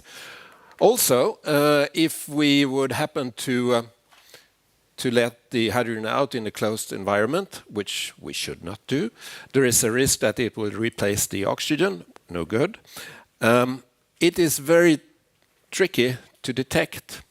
It doesn't taste. It doesn't smell. So finding leaks is a little bit problematic. Also, if we are using liquid hydrogen or cryogenic, it's very cold, so that also imposes certain risks. So why should we use hydrogen if it's quite dangerous, you could see. I think maybe one should rephrase that question, because we are using hydrogen, even though we are using them mostly as hydrocarbons. But we want the hydrogen. And the bigger portion of hydrogen we have, the better it is. So maybe we should instead ask the question, should we use clean hydrogen, pure hydrogen, which could have its benefits. Today, most of the hydrogen available is produced by steam reforming of natural gas, so it's actually not a green hydrogen. We want to instead using electrolysis. So starting from water, starting from 10 liters of water, we add some 55 kilowatt hours of electricity, and we will get 1 kilo of hydrogen. So we could actually produce our own fuel very locally. In the next step, if we then let the hydrogen react with oxygen, we will get water and energy back. So this means that we actually have a very nice, true circular system. We start, if we are producing the hydrogen using renewable energy sources, we start by using wind and water, and we will get water and energy back, which is quite a beautiful system. We should also just note that 1 kilo of hydrogen, this has the same energy content approximately as 3.5 liters of diesel. So from a weight perspective, we have a lot of energy. From a space perspective, the volumetric density is not so good, which will cause us certain problems. Gotlandsbolaget, which we are closely cooperating with, I think was there someone from Destination Gotland here? Yes, great. They have their long-term strategy that hydrogen will be the fuel for the future ferry system. For those who doesn't know, Gotlandsbolaget are operating the ferries in between mainland Sweden and the island Gotland. They have developed vessels that should be powered by hydrogen.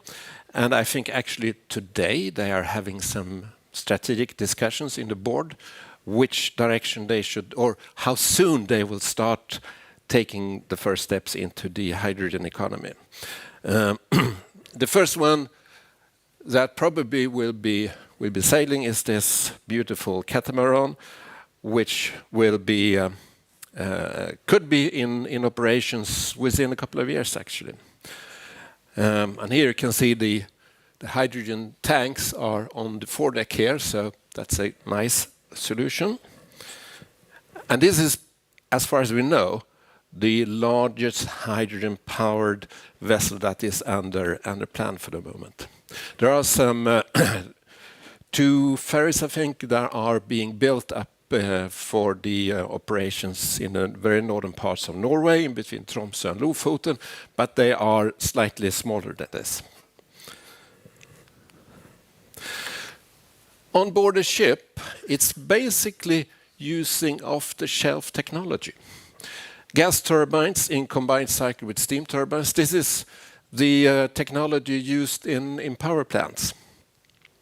The new thing is, of course, of using this in a marine environment and to run them on 100% hydrogen.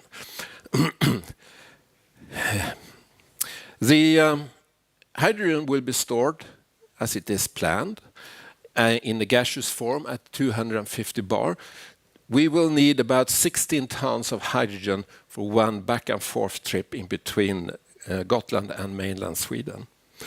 Total, there will be a storage of 24 tons of hydrogen on board. For this catamaran, we asked there is an approval in principle, and whenever the construction starts, it will be based on an alternative design, because we are still lacking class rules, of course.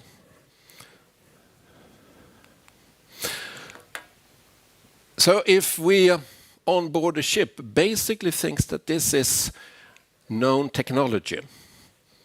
Of course, there are certain challenges, but we are quite confident that those will be able to solve. We have identified that the biggest challenge from a technical or physical point of view is what the activities in the port, in particular the bunkering or the refueling of hydrogen. We will need, for the ferry system, we should fill 16 tons of hydrogen. Because of its taking lots of volume, we have to bunker more often than we would bunker with LNG. Since during peak season, the ferries are really going back and forth all the time, three trips back and forth in between the island and mainland Sweden, every 24 hours. So we have 1 hour to turn the ferry around.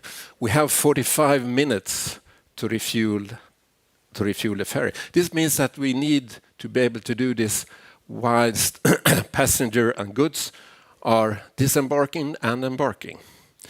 And here we are with the support from Stiftelsen.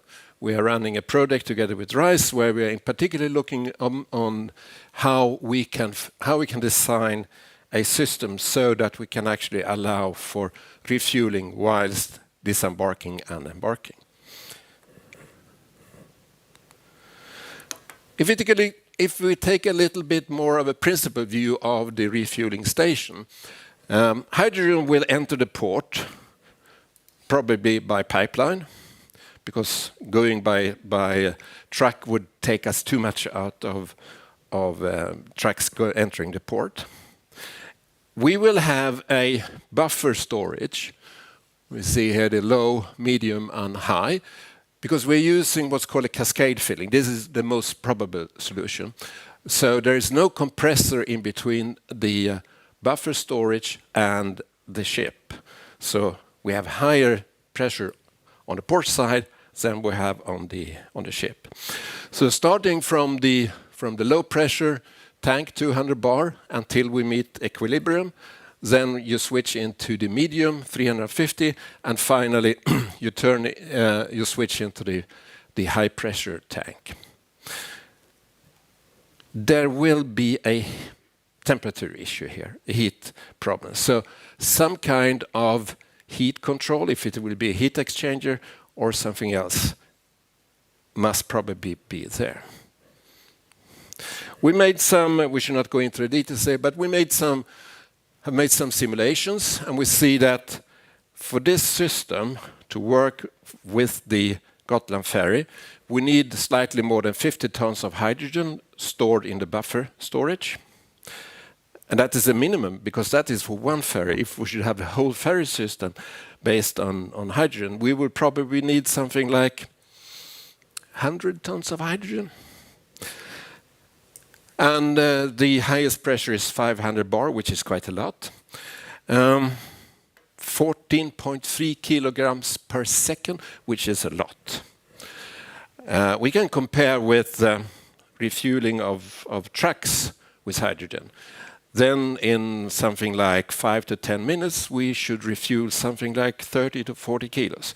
Here we should refuel 16 tons in 45 minutes. So this is a certain challenge. The temperature is one of those problems.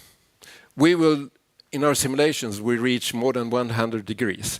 The composite cylinders that we would prefer to use, they do not allow for higher temperatures than 80 degrees. So we need to control the temperature in one way or the others, which could be quite costly, of course. It's one thing to cool down 50 kilo, another thing to cool down 16 tons, and in short time. Some kind of pre-cooling is probably needed. We are actually, for the moment, as we are speaking now, we are together with RISE in another project. We are testing a cylinder which we have developed with internal cooling. So the cylinder on board the ship has a heat exchanger inside it. So we're now testing this in RISE laboratory in Trondheim. We'll see if it works. It's a nice solution, in theory, using seawater to cool down the gas. But yeah, we will see. How much space will this take? We said that hydrogen is has very low volumetric density. If we should store our 50 plus tons of hydrogen in 500, 350 and 200 bars pressure, we could use those kind of standardized container solutions, 40 foot. We would need something like 70 to 80 such 40-foot containers. We would guess, we are quite sure, that we will not be allowed to stack them on top of each other due to safety reasons. So that will require, at the very, very minimum, 2,500 square meters, which is a lot. This is a picture of the Visby port. The yellow part here represents 2,500 square meters. It's not a lot of space available in the port. And if we would place it here, which is actually a spot that it's not that much of activity, it will be very close to the terminal. It will be very close to where the passengers are walking on board the ship. So we have an issue here. How shall we handle this? One way of doing this would be that we, instead of using gaseous hydrogen, use cryogenic liquid hydrogen. It will be liquid at minus 253 degrees. This means that we will increase our density to 72 kilo per cubic meter instead of 20 kilo per cubic meter approximately. This means that we need much less space. Also, the liquid hydrogen will be stored at maybe less than 10 bars, so the pressure is not an issue. On the other hand, we will need more investments, more capex. We add energy, approximately another 10 kilowatt hours, so 20% more energy is needed to make it liquid. But on the third hand, it would be easier to handle. Liquid fluids are easier than gaseous, of course. So, what risks? Because we should talk about risk and fire. What risk do we see here with hydrogen? Basically, two things should not happen. We should not have a leakage. We should not have a rupture. So first thing is to avoid those things to happen. To place our storages in such a way so that we minimize the risk for any external impacts. If there will be a leakage, we should make sure that we can detect it. We can observe that something is wrong. So by that, minimizing the amount of hydrogen that actually is leaked out. If we can do this, well, then the consequences are quite limited. If we can't detect this, well, then we should try to make sure that there is no ignition. If there is an ignition, we will get a jet flame. We can get a jet flame. Or we can get deflagration or detonation, which we, of course, should avoid. If there is a rupture, then there is a risk for fireballs, detonations, pressure waves, and asphyxiation. So there are certain risks, of course, and we don't have a solution yet how to make sure that this will not happen. We are running a number of projects, amongst others, together with RISE. Wrong way. So is it too dangerous then to use pure hydrogen? Or can we handle this? And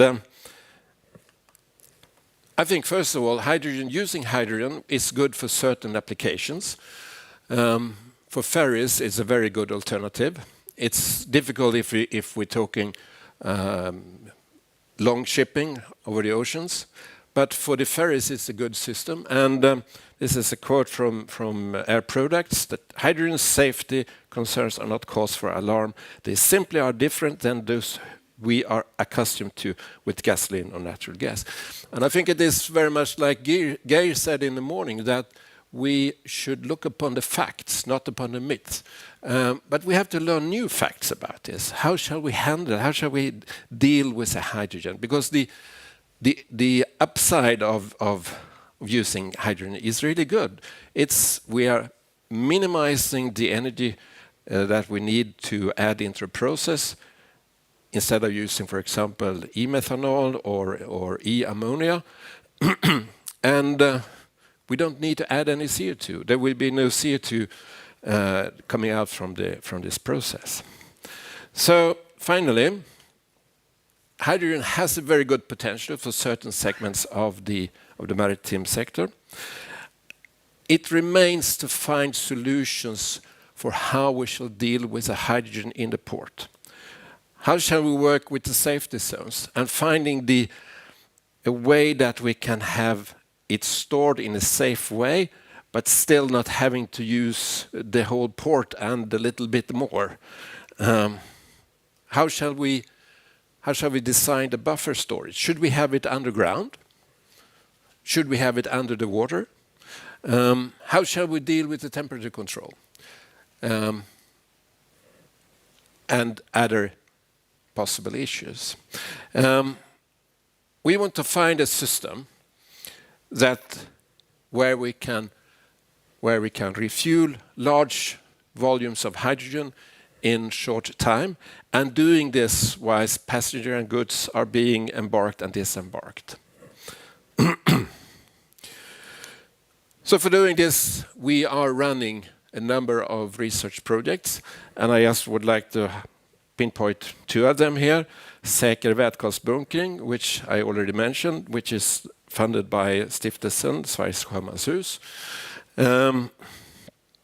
where we focus on the safety concerning the embarking and disembarking. And also I would like to highlight the large-scale hydrogen refueling, where Gotlandsbolaget very generously have donated funding so that we will be able to hire one more researchers working with the refueling process as such. And we do try to cooperate a lot. We cooperate a lot with RISE, EVL, KTH, Chalmers, I actually forgot here. I think we cannot just stay in our own chambers and try to find the solutions. We have to cooperate with everyone that is interested in those issues. Thank you.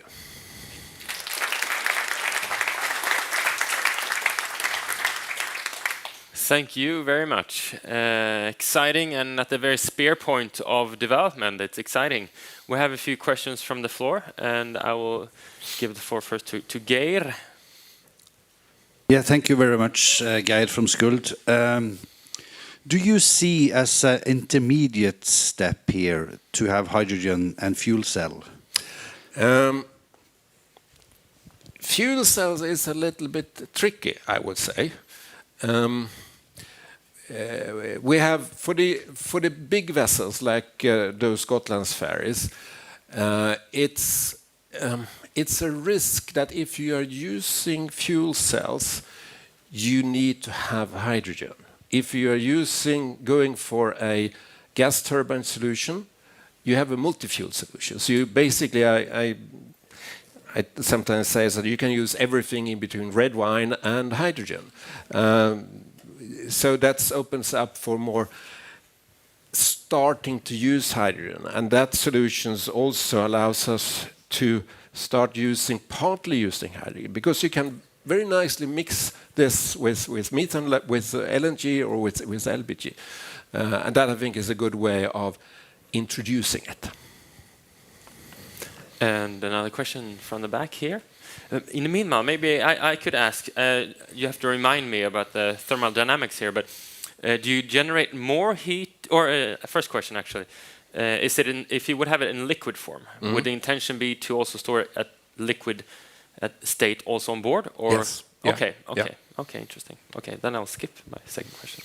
Go ahead. So yeah, Ville Tiekkies. So looking at the future and looking at your crystal ball, so what needs to happen in the world that hydrogen becomes more available and more cost-friendly alternative fuel for shipping industry? So what needs to happen in the future in order to hydrogen take over the LNG and so on and so on?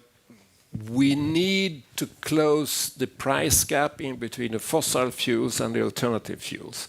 The alternative non-fossil fuels they are all based on hydrogen. We start with hydrogen, and for certain application we can use hydrogen.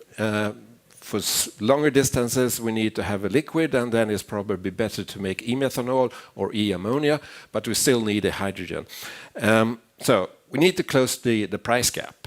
It must cost more to use the fossil fuels. And here the Fuel Maritime and the ETS system is a good way of going here. But we also need more renewable energy. And at least here in Sweden, we have the problems that we have good possibilities for offshore wind parks, but it's really, really so tricky to get the permits to build them.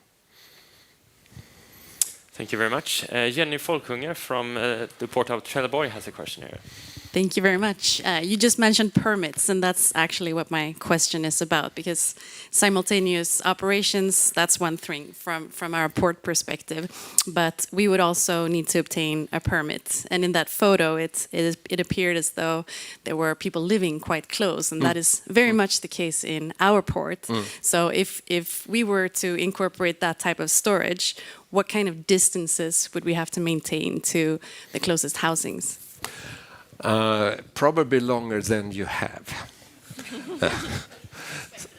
So I don't have a very precise answer on that, and I think that is also something that needs to develop by doing our risk assessments, finding new solutions.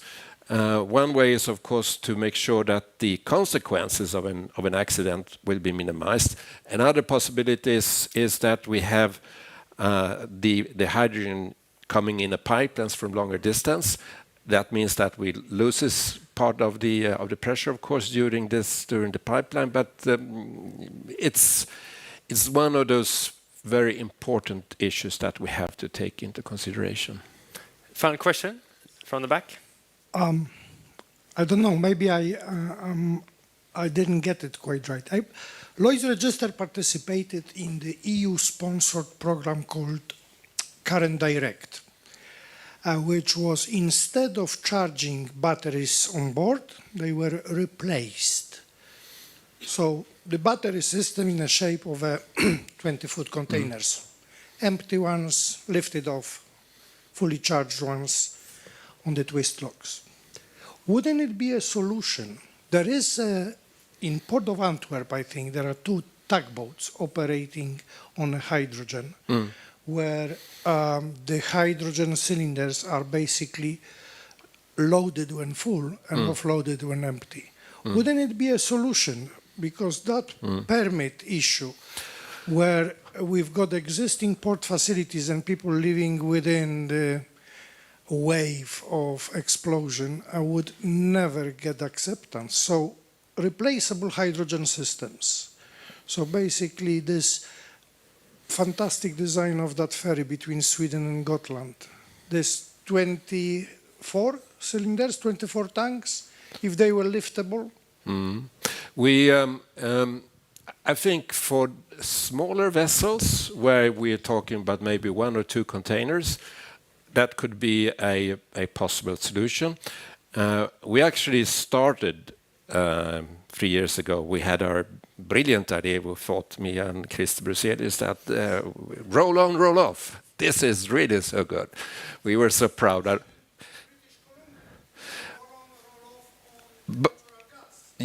But what we first we got the attention from Norske Veritas, and they said, no.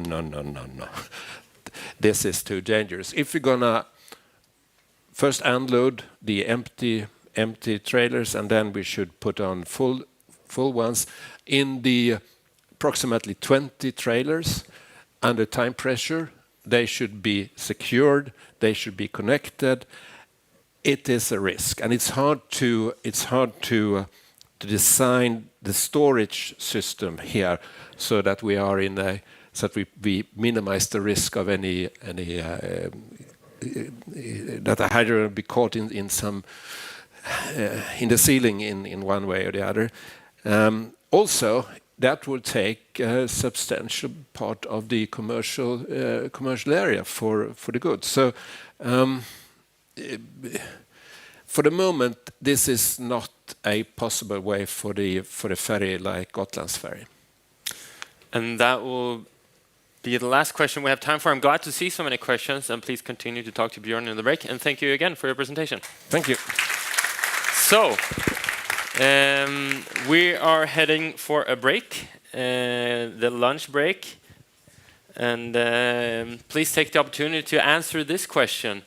Are there some votes already? Rank fuel after believed greatest need of adaptation of the fire detection system compared with heavy fuel oil. What new fuel would imply the greatest challenge or greatest changes of the fire detection system? So we'll meet back here at 13:05, that is, in 55 minutes.